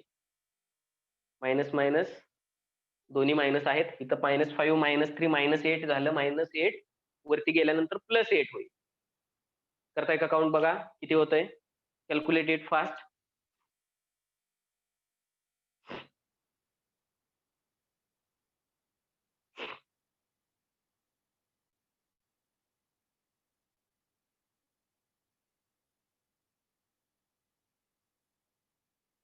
कौशल फर्स्ट टाइम जॉईन केले का? कौशल गावडे, रिप्लाय मी. हो सर. ठीक आहे, कंटिन्यू करा. लेक्चर मिस नका करू. आणि काही डाऊट्स असतील तर युट्यूब वरती आपल्या चॅनल वरती लेक्चर्स आहेत. लिंक शेअर केली sir. जाईल तुम्हाला. मॅट्रिक्स ऑनलाईन 3 नावाचा चॅनल आहे आपला. सगळे हो, sir. व्हिडिओ अवेलेबल आहेत सगळ्या सब्जेक्टचे. परत एकदा चेक करा आणि कुठेही प्रॉब्लेम आला तर पटकन मला विचारायचं. काय आलं कॅल्क्युलेशन? यस. रितिका, समीक्षा, संस्कृती, सुरेश, वेदांत, कीर्ती, गौरंगी, अश्विन, आर्यन. काय आन्सर येतंय? लिहून घेतले का हे तुम्ही? पहा ऑप्शन काय आहेत आणि आन्सर काय येतं. कोणते ऑप्शन आहेत? 1.7, 1.6, 2.1 into 10⁻⁻29. हे मोस्ट प्रोबेबल आन्सर आहे बघा. 10⁻⁻29. तुम्ही फक्त पॉवर फिगर केली तरी तुम्हाला आन्सर येते. प्रत्येक वेळी डिटेल मध्ये कॅल्क्युलेशन करत बसण्याची आवश्यकता नाही. पहिल्यांदा Sir, ऑप्शन पाहून option C. घ्यायचे. ऑप्शन सी चे येणार आहे पॉसिबिलिटी. का तर 10⁻20 -9 आणि +34 ह्या व्हॅल्यू येणारच नाही. बरोबर की नाही? 10 ची पॉवर जरी तुम्ही काउंट केली तरी ती -27, 28, 29 च्या आसपास येते. एवढं जरी कळालं आपल्याला तरी आपण काय करू शकतो, जर हे बाकीचे ऑप्शन याच्या जवळ नसतील, जर हे क्लोज टू इच अदर नसतील तर आपण इझिली सांगू शकतो. येते का बघा हे C option? Yes, sir. C option येतोय का पहा. ठीक आहे. 2.1 into 10⁻30. थर्ड पहा, third MCQ. Which element is represented by the following electronic configuration. Electronic configuration कसं करायचं आपल्याला माहित आहे. कोणता एलिमेंट रिप्रेझेंट केलेला आहे तर हे ओळखण्याची ट्रिक काय आहे पहा. एक तर तुम्ही हे 1s2, 2s2 आणि 2p किती आहे? 2p मध्ये 5 इलेक्ट्रॉन आहेत, 2p5 असं इलेक्ट्रॉनिक कॉन्फिगरेशन लिहू शकता. अदरवाइज तुम्ही direct electron count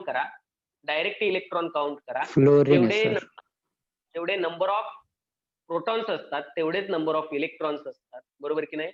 number of protons आणि नंबर ऑफ इलेक्ट्रॉन्स असतात आणि तेवढाच असतो त्याचा ऍटॉमिक नंबर. आणि त्या ऍटॉमिक नंबर वरून तुम्ही तो ऍटम ओळखू शकता. मग इथे किती आहेत? Sir, option B. 2+2 9 आहेत. आणि 9 नंबरला कोण आहे पिरियोडिक टेबल मध्ये? फ्ल्युरिन आहे. So fluorine is the correct option. Check out next. If W is the atomic weight. काय नीट वाचा. प्रॉब्लेम ज्यावेळी तुम्हाला समजतो, MCQ रीड केल्यानंतर समजतो, त्यावेळी 70% आन्सर तुम्हाला आलेलं असतं. हे लक्षात घ्या. त्यामुळे जास्तीत जास्त कॉन्सन्ट्रेट करायचं क्वेश्चनवर. मूवी पाहताना हिरोची किंवा हिरोईनची जशी एंट्री होते ना पडद्यावरती, त्यावेळी किती लक्ष असतं आपलं? पहा, गुंगलेलो असतो आपण त्याच्यामध्ये. तेवढं लक्ष पाहिजे इथं MCQ आला का. MCQ वाचताना एवढं लक्ष पाहिजे. ते झालं की परत सेकंड अटेन्शन पाहिजे आपलं ऑप्शन कडे. ऑप्शन कसे दिलेत, कोणत्या युनिट मध्ये दिलेत. नाहीतर पटकन MCQ वाचलाय, लागलाय कॅल्क्युलेशन करायला. ऑप्शन मध्ये देताना तुम्हाला सेंटीमीटर मध्ये, ग्रॅम मध्ये व्हॅल्यू दिलेले आहेत. ऑप्शन मध्ये विचारलेलं आहे तुम्हाला SI युनिट मध्ये, प्रॉब्लेम देताना सेंटीमीटर आणि ग्रॅम मध्ये दिलेला आहे. तर अशा वेळी युनिट कन्व्हर्जन आपण करत नाही, डायरेक्ट कॅल्क्युलेशन. मग अशा वेळी काय होतं, परत आपला टाइम तिथं वेस्ट जातो, परत पहिल्यापासून करायला लागतं. मग क्वेश्चन ही रीड करायचा, बरोबर ऑप्शन ही रीड करायचे आणि मग सॉल्व्ह करायला घ्यायचं. म्हणून मी काय म्हटलंय, ज्यावेळी तुम्हाला क्वेश्चन समजतो, त्यात काय करायचं हे समजतं, त्यावेळी तुमचं 70 to 80% आन्सर काय झालेलं असतं तिथं. 70 to 80% आन्सर तिथं तुमचं कव्हर झालेलं असतं. पहा, W is atomic weight. Atomic weight म्हणजेच ऍटॉमिक मास, जे आपण ऍटमच्या सिम्बॉलच्या डोक्यावरती लिहितो. बरोबर की नाही? And N is the atomic number of element. And N is the atomic number of an element. म्हणजे हा ऍटॉमिक नंबर आहे आणि हा मास नंबर आहे. बरोबर की नाही? ऍटॉमिक नंबर, ऍटॉमिक वेट म्हणजेच काय? Mass number. ऍटॉमिक वेट म्हणजेच मास नंबर. हा त्याच्या सबस्क्रिप्टला असेल, हा त्याच्या सुपरस्क्रिप्टला असेल, हा डोक्यावर असेल त्याच्या. ओके. देन विचारलंय काय पहा, नंबर ऑफ 0n1. आता ह्या टर्म तुम्हाला नवीन आहेत. ह्या टर्म तुम्हाला न्यूक्लिअर केमिस्ट्रीमध्ये व्यवस्थित होणार आहेत, पूर्ण पाठच होऊन जाणार आहेत तुमच्या. 0n1 हा न्यूट्रॉनचा नंबर आहे. का तर न्यूट्रॉनने ऍटॉमिक नंबर वाढत नाही, पण मास नंबर 1 ने वाढतो. बरोबर की नाही? म्हणून 0n1 हा न्यूट्रॉनचा सिम्बॉल आहे.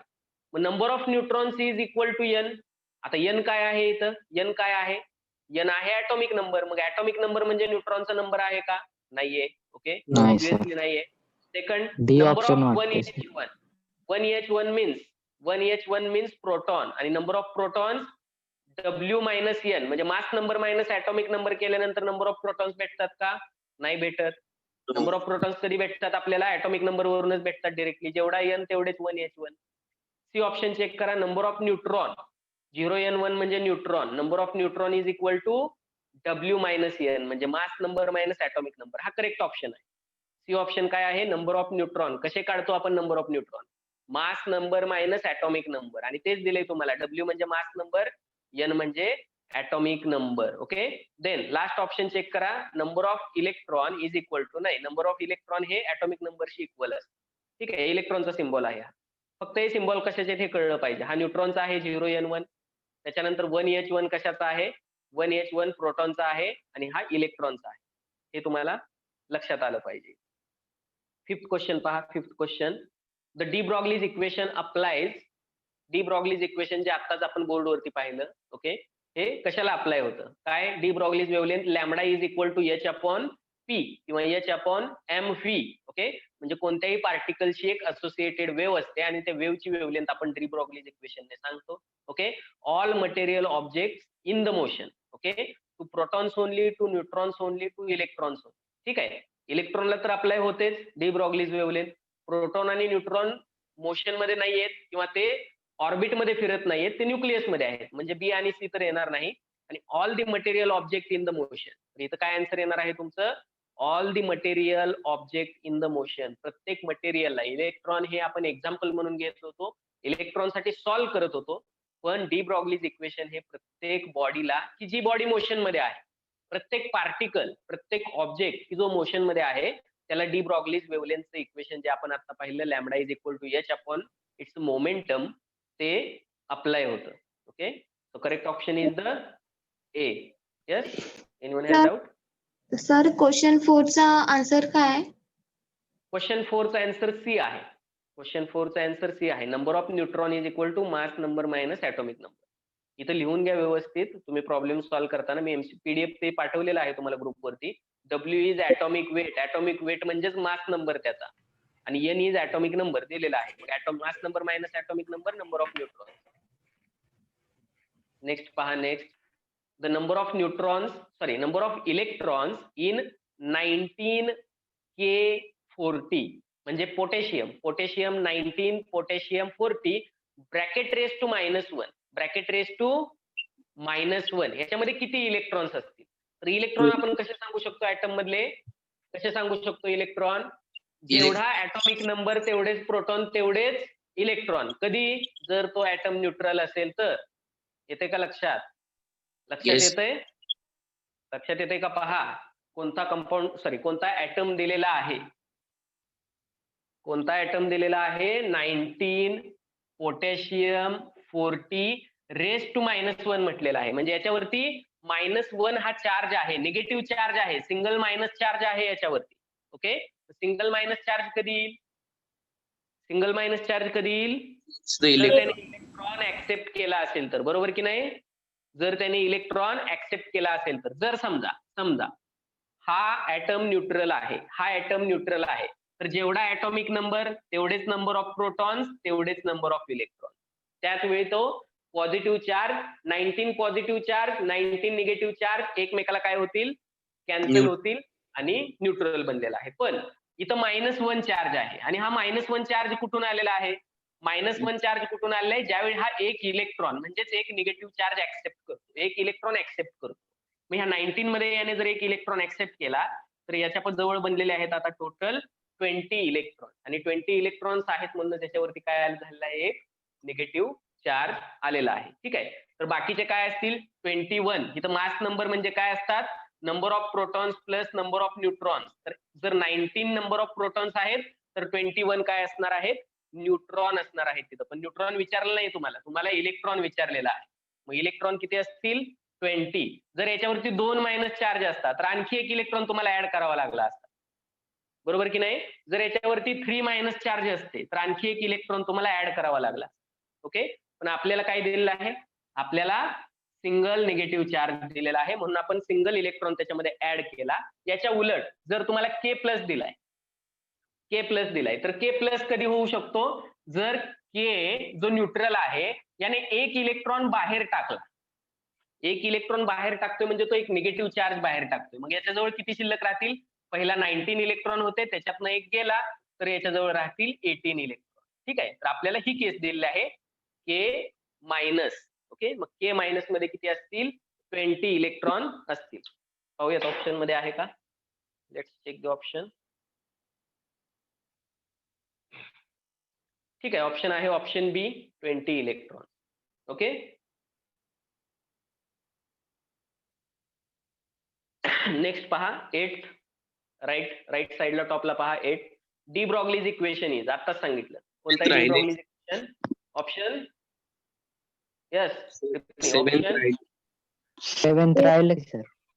7th राहिलेलं आहे. Yes, sir. Okay okay okay okay, ठीक आहे. Okay, maximum probability of finding an electron in the DXY orbital is, काय सांगता येईल पहा. Maximum probability of finding electron in the DXY orbital is, ह्याचा शेप आठवावा लागेल आता. At an angle of 90 degree from the X and Y axes, an angle of 55 degree from the X and Y axis, Sir, option along B वाटतंय. Y axis and along X axis. काय option वाटतोय? B. बी वाटतोय. का वाटतोय? Explanation देता येईल? Yes, explanation देता येईल का? ते महत्वाचं आहे. एक्सप्लेनेशन देता येईल? DXY चा शेप कसा आहे? DXY चा, तर DXY ह्या ऑर्बिटलचे जे लोब्स आहेत, हे लोब्स X आणि Y च्या प्लेन मध्ये आहेत. मग जर समजा हे X ऍक्सिस आहे, हा Y ऍक्सिस आहे, ओके, तर DXY चे लोब्स कसे असतात? In between the axis, in between the axis, in between the axis, हे DXY आहे. मग आपल्याला काय सांगता येईल? या रिजन मध्ये इलेक्ट्रॉन सापडण्याची प्रोबेबिलिटी मॅक्सिमम आहे या रिजन मध्ये, या लोब्स मध्ये. म्हणूनच याला आपण काय म्हणत असतो? ऑर्बिटल म्हणत असतो. Orbital is the 3 dimensional space around the nucleus where probability of finding electron is at most. Okay, सगळ्यात जास्त प्रोबेबिलिटी असेल. ओके, त्यालाच आपण ऑर्बिटल म्हणतो. मग हे आहे DXY, की ज्याचे lobes in between the X and Y axes असतात किंवा XY प्लेन मध्ये असतात. हे XY प्लेन आहे. 2 ऍक्सेसने आपण एक प्लेन दाखवतो, हे XY प्लेन मध्ये आहे. मग हे किती आहे? हा X ऍक्सिस आहे, हा Y ऍक्सिस आहे, इलेक्ट्रॉन इथं सापडतोय. हा Y ऍक्सिस आहे, हा X ऍक्सिस आहे, इलेक्ट्रॉन इथं सापडतोय. म्हणजे हा अँगल किती आहे? हा अँगल किती असणार आहे? हा अँगल X ऍक्सिस पासून किंवा Y ऍक्सिस पासून हा 45 डिग्री असेल, कुठेही चेक केला तरी. आणि XY हे एकमेकाचे राईट अँगलला असतात 90 डिग्रीला. म्हणून हे जे लोब्स आहेत हे इन बिटवीन बरोबर आहेत, म्हणून 45 डिग्रीला मॅक्झिमम प्रोबेबिलिटी असेल की इलेक्ट्रॉन इथंच सापडेल, इथंच सापडेल. म्हणून option B is the correct option. Okay, मग शेप आठवायचे. मी डायग्राम सगळ्या दाखवले होते तुम्हाला. तुम्ही गुगल वरून पण डायग्राम इमेजेस जे आहेत त्या तुम्ही काय करू शकता? डाउनलोड करू शकता. It is clear? It is clear? Everyone reply मी. Is this question is clear? Yes, sir. Everyone got this? ठीक आहे, check the next. De Broglie's equation is, सांगा. ऑप्शन समोर आहेत तुमच्या. Option first. De Broglie's. Yes. Yes, sir. Option first, Option A. Lambda is equal to de Broglie's wavelength म्हणतो आपण याला. Lambda is equal to H upon mv, किंवा mv च्या ठिकाणी काय पाहिजे? स्मॉल p, म्हणजे मोमेंटम. ठीक आहे, option A. Then next, which of the following particle has more electrons than neutrons? Neutron पेक्षा इलेक्ट्रॉन कोणत्या पार्टिकल मध्ये जास्त आहे? येतील कॅल्क्युलेट करायला? कॅल्क्युलेट करायला येतील? Calculate it. Proton, electron, neutron हे ऍटमचं स्ट्रक्चर तुम्हाला 8, 9, 10 स्टँडर्ड पासून झालेलं आहे. प्रोटॉन, न्यूट्रॉन कुठं असतात, इलेक्ट्रॉन कुठं असतात, काउंट कशी करणार? ऑप्शन काय आहेत पहा. Aluminium 3+, then oxygen 2-, then fluorine -, and last option carbon. Okay, count करा. काय विचारलं आहे? कोणत्या स्पेसिस मध्ये इलेक्ट्रॉन हे न्यूट्रॉन पेक्षा जास्त आहेत? More electrons than neutron. Neutron आणि इलेक्ट्रॉन काउंट करा. ओके, अल्युमिनियमचा नंबर किती आहे? Atomic number. अल्युमिनियमचा ॲटॉमिक नंबर यस 13, अल्युमिनियम 27. याच्यामधले न्यूट्रॉन किती असतील? नंबर ऑफ न्यूट्रॉन्स कसे काउंट करणार आपण? Mass number minus atomic number. Mass number minus atomic number किती आले? 14. 27 मायनस 13 is equal to 14 neutron. Okay. Electron किती असतील? जेवढा 13. ऍटॉमिक नंबर तेवढेच प्रोटॉन तेवढेच इलेक्ट्रॉन 13. पण या केसमध्ये 13 असतील का? नो. या केसमध्ये 13 असतील का? नाही. प्लस 3 चार्ज आहे म्हणजे प्लस 3 चार्ज कधी आला?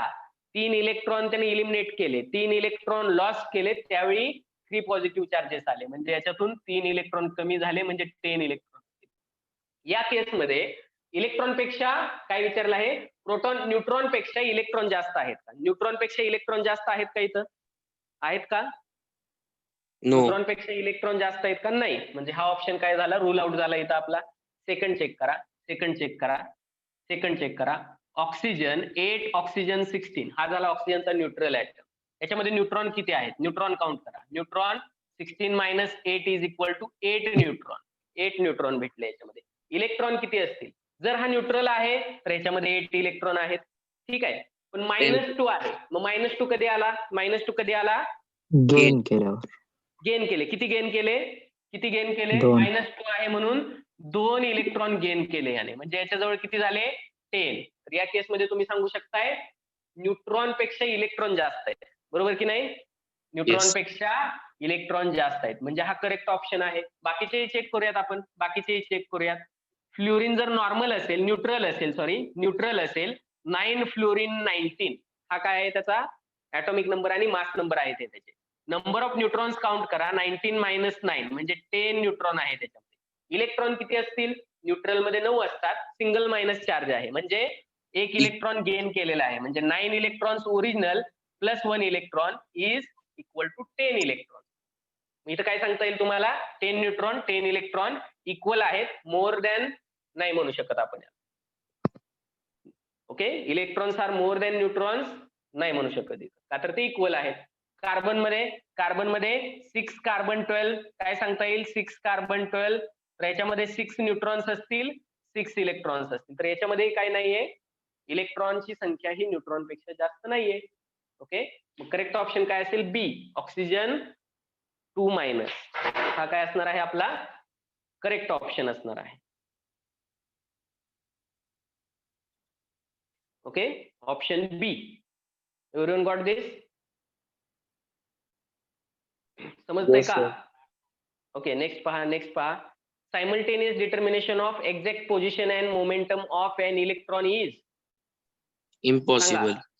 इम्पॉसिबल. जे स्टेटमेंट आहे हायझेनबर्ग अनसर्टन्टी प्रिन्सिपलचं सुरुवातच आहे त्याची. It is impossible to determine exact position and exact momentum of an electron simultaneously. It is impossible. Okay. So option A. 11 पहा. 11 काय आहे? Which is the correct relationship between wavelength and momentum of particle. हे कुणाचं equation आहे? De Broglie's equation आहे. काय Broglie's equation? Lambda is equal to H upon p. ठीक आहे. ऍक्च्युली तो ऑप्शन चुकीचे दिलेत. पहा इथं पहा. लॅम्बडा इकडे घेतला आणि पी जर इकडे घेतलं बी ऑप्शन मध्ये तरी ते येतंय. पण आपण तरी सध्या काय करणार आहे? म्हणजे हेच इक्वेशन फक्त मॉडिफाय करून दिलेलं आहे इथं. ओके. तर असं द्यायला नकोय त्यांनी प्रॉब्लेम मध्ये. ठीक आहे. तर काही हरकत नाही. आपण मोस्ट करेक्ट ऑप्शन इथं निवडलेला आहे ऑप्शन डी. ओके. शक्यतो या अशा चुका होत नाहीत. झाल्या तरी क्वेश्चन कॅन्सल केले जातात आणि शक्यतो होतच नाहीत सीईटी लेवलला. नेक्स्ट पहा. कॅथोड रेज म्हणजे काय? Electron. Yes. It is the stream of electrons. Option C. Cathode ray म्हणजे इलेक्ट्रॉनचा फ्लो. ओके. नेक्स्ट पहा 13. Correct statement is. Okay. Correct statement म्हणजे काय दिले पहा. ऍटम दिलेला आहे आणि त्याचं आउटर इलेक्ट्रॉनिक कॉन्फिगरेशन दिलेलं आहे. काय दिलेलं आहे? Outer electronic configuration. पहिलं चेक करूयात आपण. पोटॅशियम 19 हा ऍटॉमिक नंबर आहे. 4s1 मध्ये शेवटचा इलेक्ट्रॉन जातो का? करेक्ट आहे. ओके. का करेक्ट आहे? 1s2 2s2 2p6 3s2 3p6 then 4s1 3p6 पर्यंत 18 इलेक्ट्रॉन होत आहेत. 4s1 म्हणजे हा 19 नंबरचा इलेक्ट्रॉन आहे. 19 नंबरचा इलेक्ट्रॉन म्हणजे हे करेक्ट आहे. क्रोमियमचं तर आपण पाहिलं एक्सेप्शनल केस आहे. 4s मधला एक इलेक्ट्रॉन 3d मध्ये येतोय, करेक्ट डी हाफ फिल्ड होतंय, हे करेक्ट आहे. आणि कॉपरचंही पाहिलं आपण, 4s मधला एक 3d मध्ये येतोय, फुल फिल्ड होतंय. तर पहिला ऑप्शन करेक्ट आहे. बाकीचे तुम्ही चेक करा, इथंच दिसतायत तुम्हाला, हे रॉंग आहे. ओके, कॉपर मध्ये इकडे 10 इकडे 2 नसणार आहे. ओके, ठीक आहे. यस, ऑप्शन ए.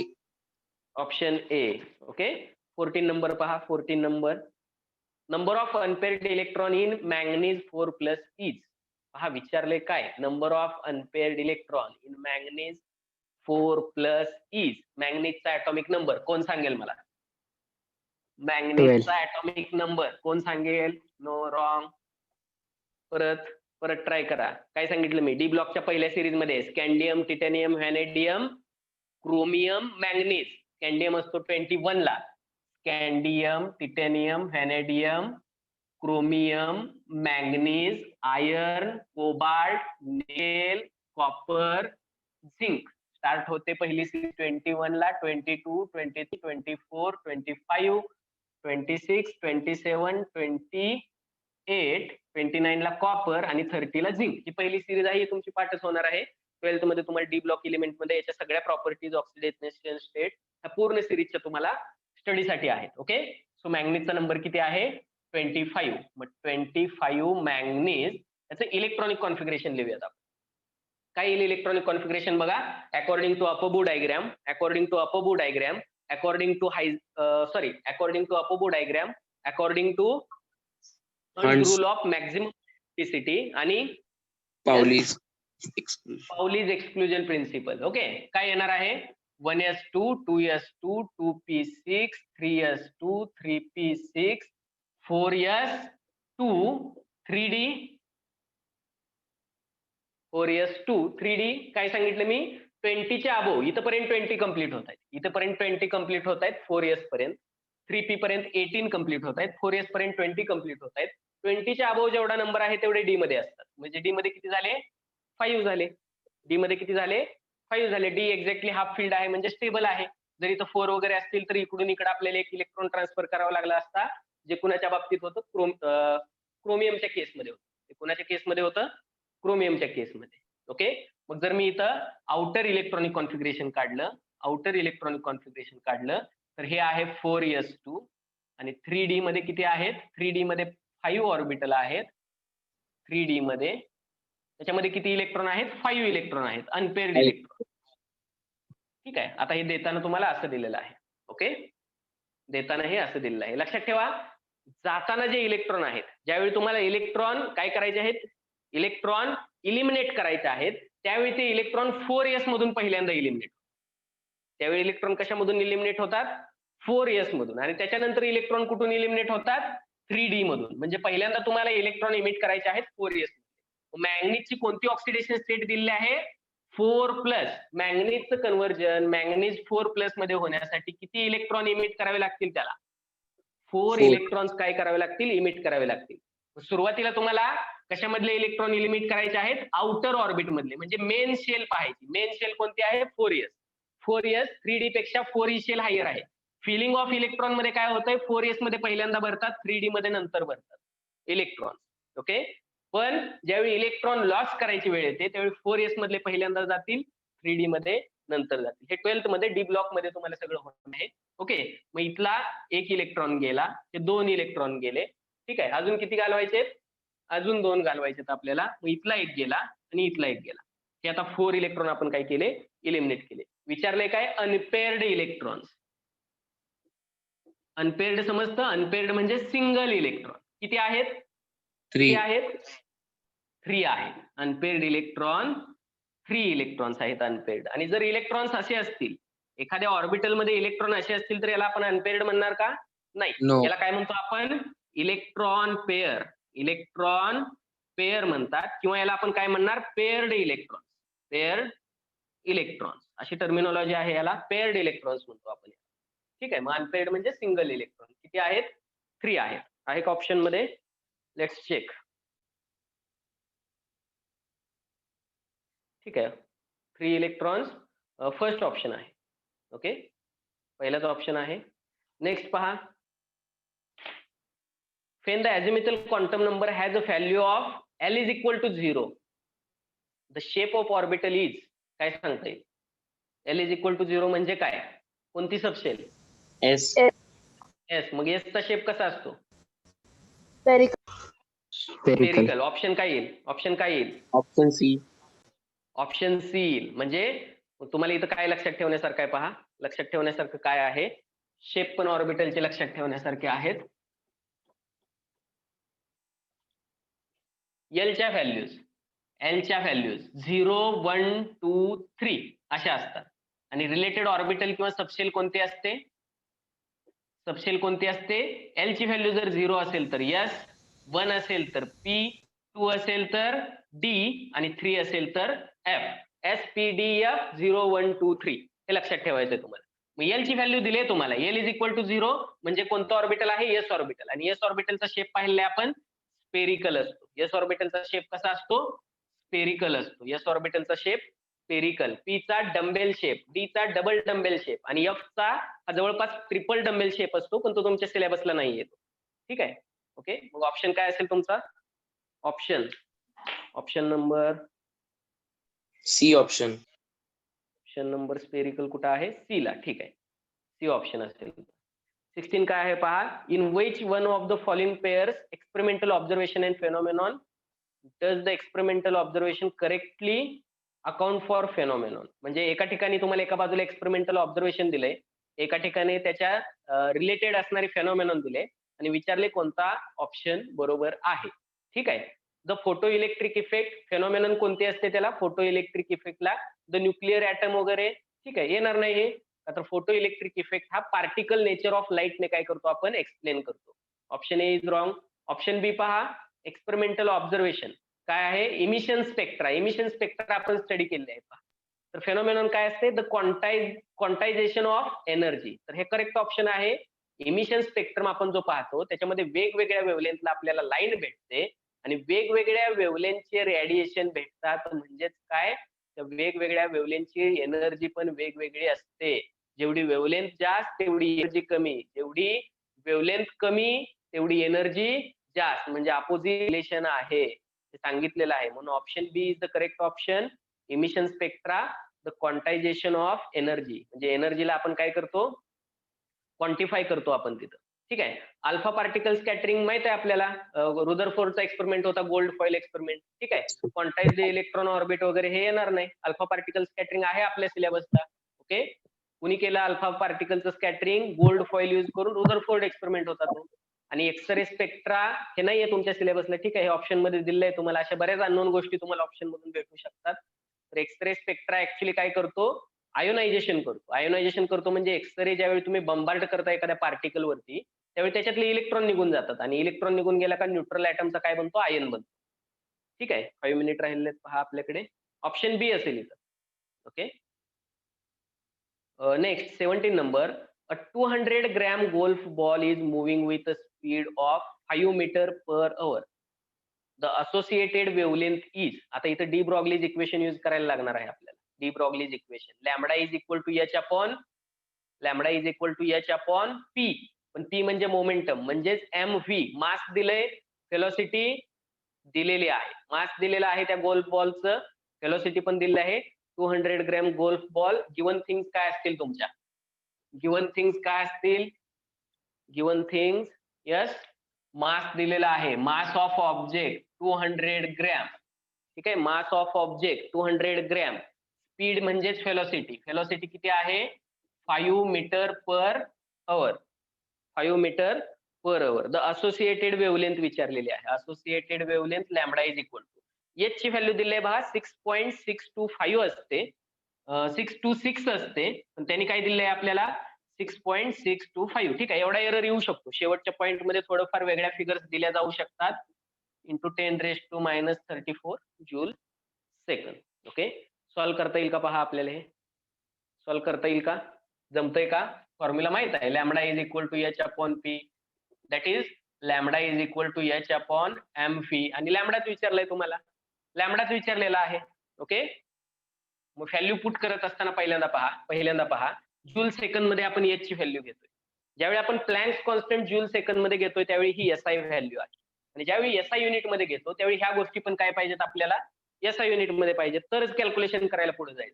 ग्रॅम हे SI युनिट नाहीये, याला किलोग्रॅम मध्ये कन्वर्ट करा. काय येईल? 1000 ने डिवाइड करा. 1000 ने डिवाइड केलं का 0.28 मायनस kg. यस, किंवा इंटू 10⁻³ करा, आन्सर हेच येईल. बरोबर की नाही? 3 डिजिट न पॉईंट सरकवा इकडे, इथं पॉईंट आहे 1 2 3 Yes, sir. म्हणजे 0.2 येणार आहे. 0.2 किलोग्रॅम. मीटर ठीक आहे, मीटर तर ओके आहे, पण अवर आहे का?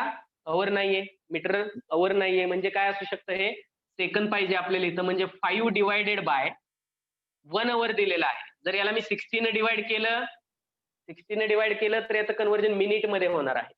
परत मी जर याला 60 ने डिवाइड केलं तर याचं कन्व्हर्जन कशामध्ये होणार आहे? सेकंड. सेकंद मध्ये होणार आहे. किंवा 3600 न तुम्ही डायरेक्ट काय करू शकता? याला डिवाइड करू शकता. 1 अवर मध्ये किती सेकंद?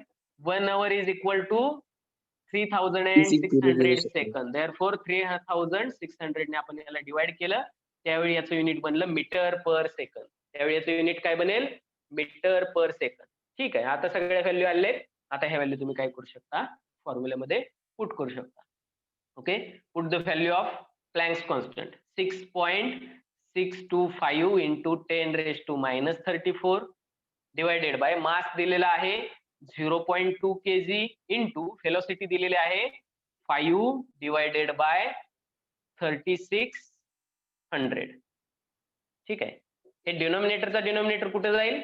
डिनॉमिनेटरचा डिनॉमिनेटर न्यूमरेटरला जाईल, म्हणजे 6.625 इंटू 10⁻, ठीक आहे, into 3600 into 10⁻³ divided by 0.2 into 5. यावेळी तुम्हाला काय भेटेल इथं? आता वेव्हलेंथ 0.2 इंटू 5 म्हणजे किती? 0.2 इंटू 5 काय आन्सर येईल? Yes, answer is 1. ओके, मग डिनॉमिनेटर इथे निग्लेक्ट झाला, इज इक्वल टू 1. हे तुम्हाला करायला लागेल. 6 इंटू 3 6 10⁻34. अजून काय चेंज होईल याच्यामध्ये? 3 इंटू 36, इथं 3 डिजिट कमी होतील, आणि ते 3 डिजिट जर कमी झाले तर 3 डिजिट ना आन्सर पण वेगळे येणार आहे. काउंट करा, हे काउंट दिस, कॅल्क्युलेट दिस. काय आन्सर भेटेल?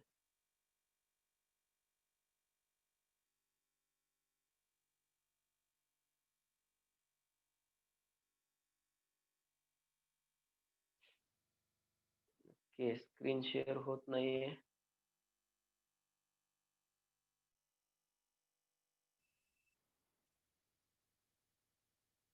अमित सर,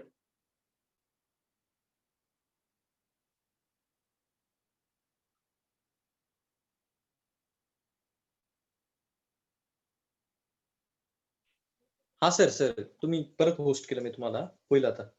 दुसऱ्या अकाउंटला करा. ते मला वाटतं मोबाईलच्या अकाउंटला झालेलं आहे. अच्छा, दुसऱ्या अकाउंटला को होस्ट होत नाहीये का? मी चेक केलं मग, आपण होत नव्हतं. नाही होते न्यू आयडीत काहीतरी इश्यूज असतील. मे बी आता मी तुमच्या मोबाईलला करून दिलंय, ते तुम्हालाच करावं लागेल आता होस्ट. असं आहे का? तुमच्या मोबाईल थ्रू करावं लागेल आता. Okay, just weight.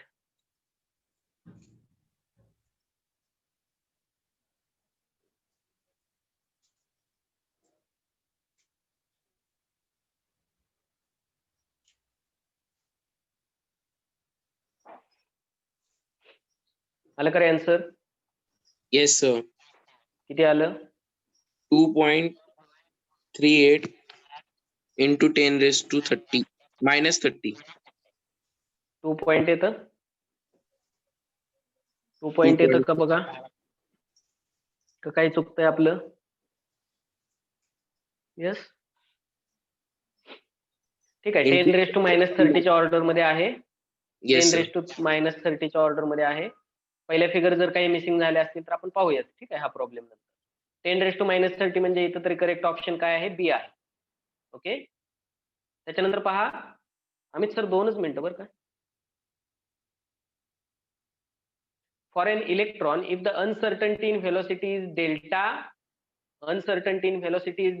phi, the uncertainty in position is delta x is given by uncertainty. म्हणजे फॉर्म्युलाच विचारलाय तुम्हाला. अनसर्टनिटी इन पोझिशन आपण कशी देऊ शकतो? यस, एम आणि डेल्टा व्ही ला तुम्हाला काय करावं लागेल? इक्वल टू साइनच्या पलीकडे पाठवावं लागेल. म्हणजे delta x is equal to, yes, delta x is equal to h/4 pi तर आहेच, h/4 पाय तर आहेच, एम आणि डेल्टा व्ही तुम्हाला इकडे पाठवायचं आहे, ते डिनॉमिनेटरला जाईल. म्हणजे ऑप्शन काय येईल? सी. ऑप्शन काय येईल? ऑप्शन बी. ऑप्शन बी येईल. पहा, h/4 एम आणि डेल्टा व्ही हे इकडे आल्यानंतर डिनॉमिनेटरला जाणार आहे. ऑप्शन बी येणार आहे. बरोबर का? The ratio of charge and mass will be greater for. Ratio हा इलेक्ट्रॉनला सगळ्यात ग्रेटर असतो. चार्ज अपॉन मास करायचा आहे प्रत्येकाचा. अल्फा पार्टिकल म्हणजे काय असणार आहे? ठीक आहे, आपण हे नेक्स्ट लेक्चरला पाहूयात 2-3 एमसीक्यू आणि आणखी काही एमसीक्यू पाहूयात. ओके, अमित सर आलेले आहेत. अमित सरांना आपण काय करूयात, लेक्चर कंडक्ट करू द्यात. जेवढे झालेत एमसीक्यू तेवढे समजलेत? Yes sir. काय मग आपण शेवटचे जे 4 एमसीक्यू आहेत ते नेक्स्ट लेक्चरला कंडक्ट करूयात. ओके, आणि होमवर्क करा, प्रायोरिटी बेसिसने होमवर्क करा. बऱ्याच लोकांचे होमवर्क मला आलेले नाहीयेत.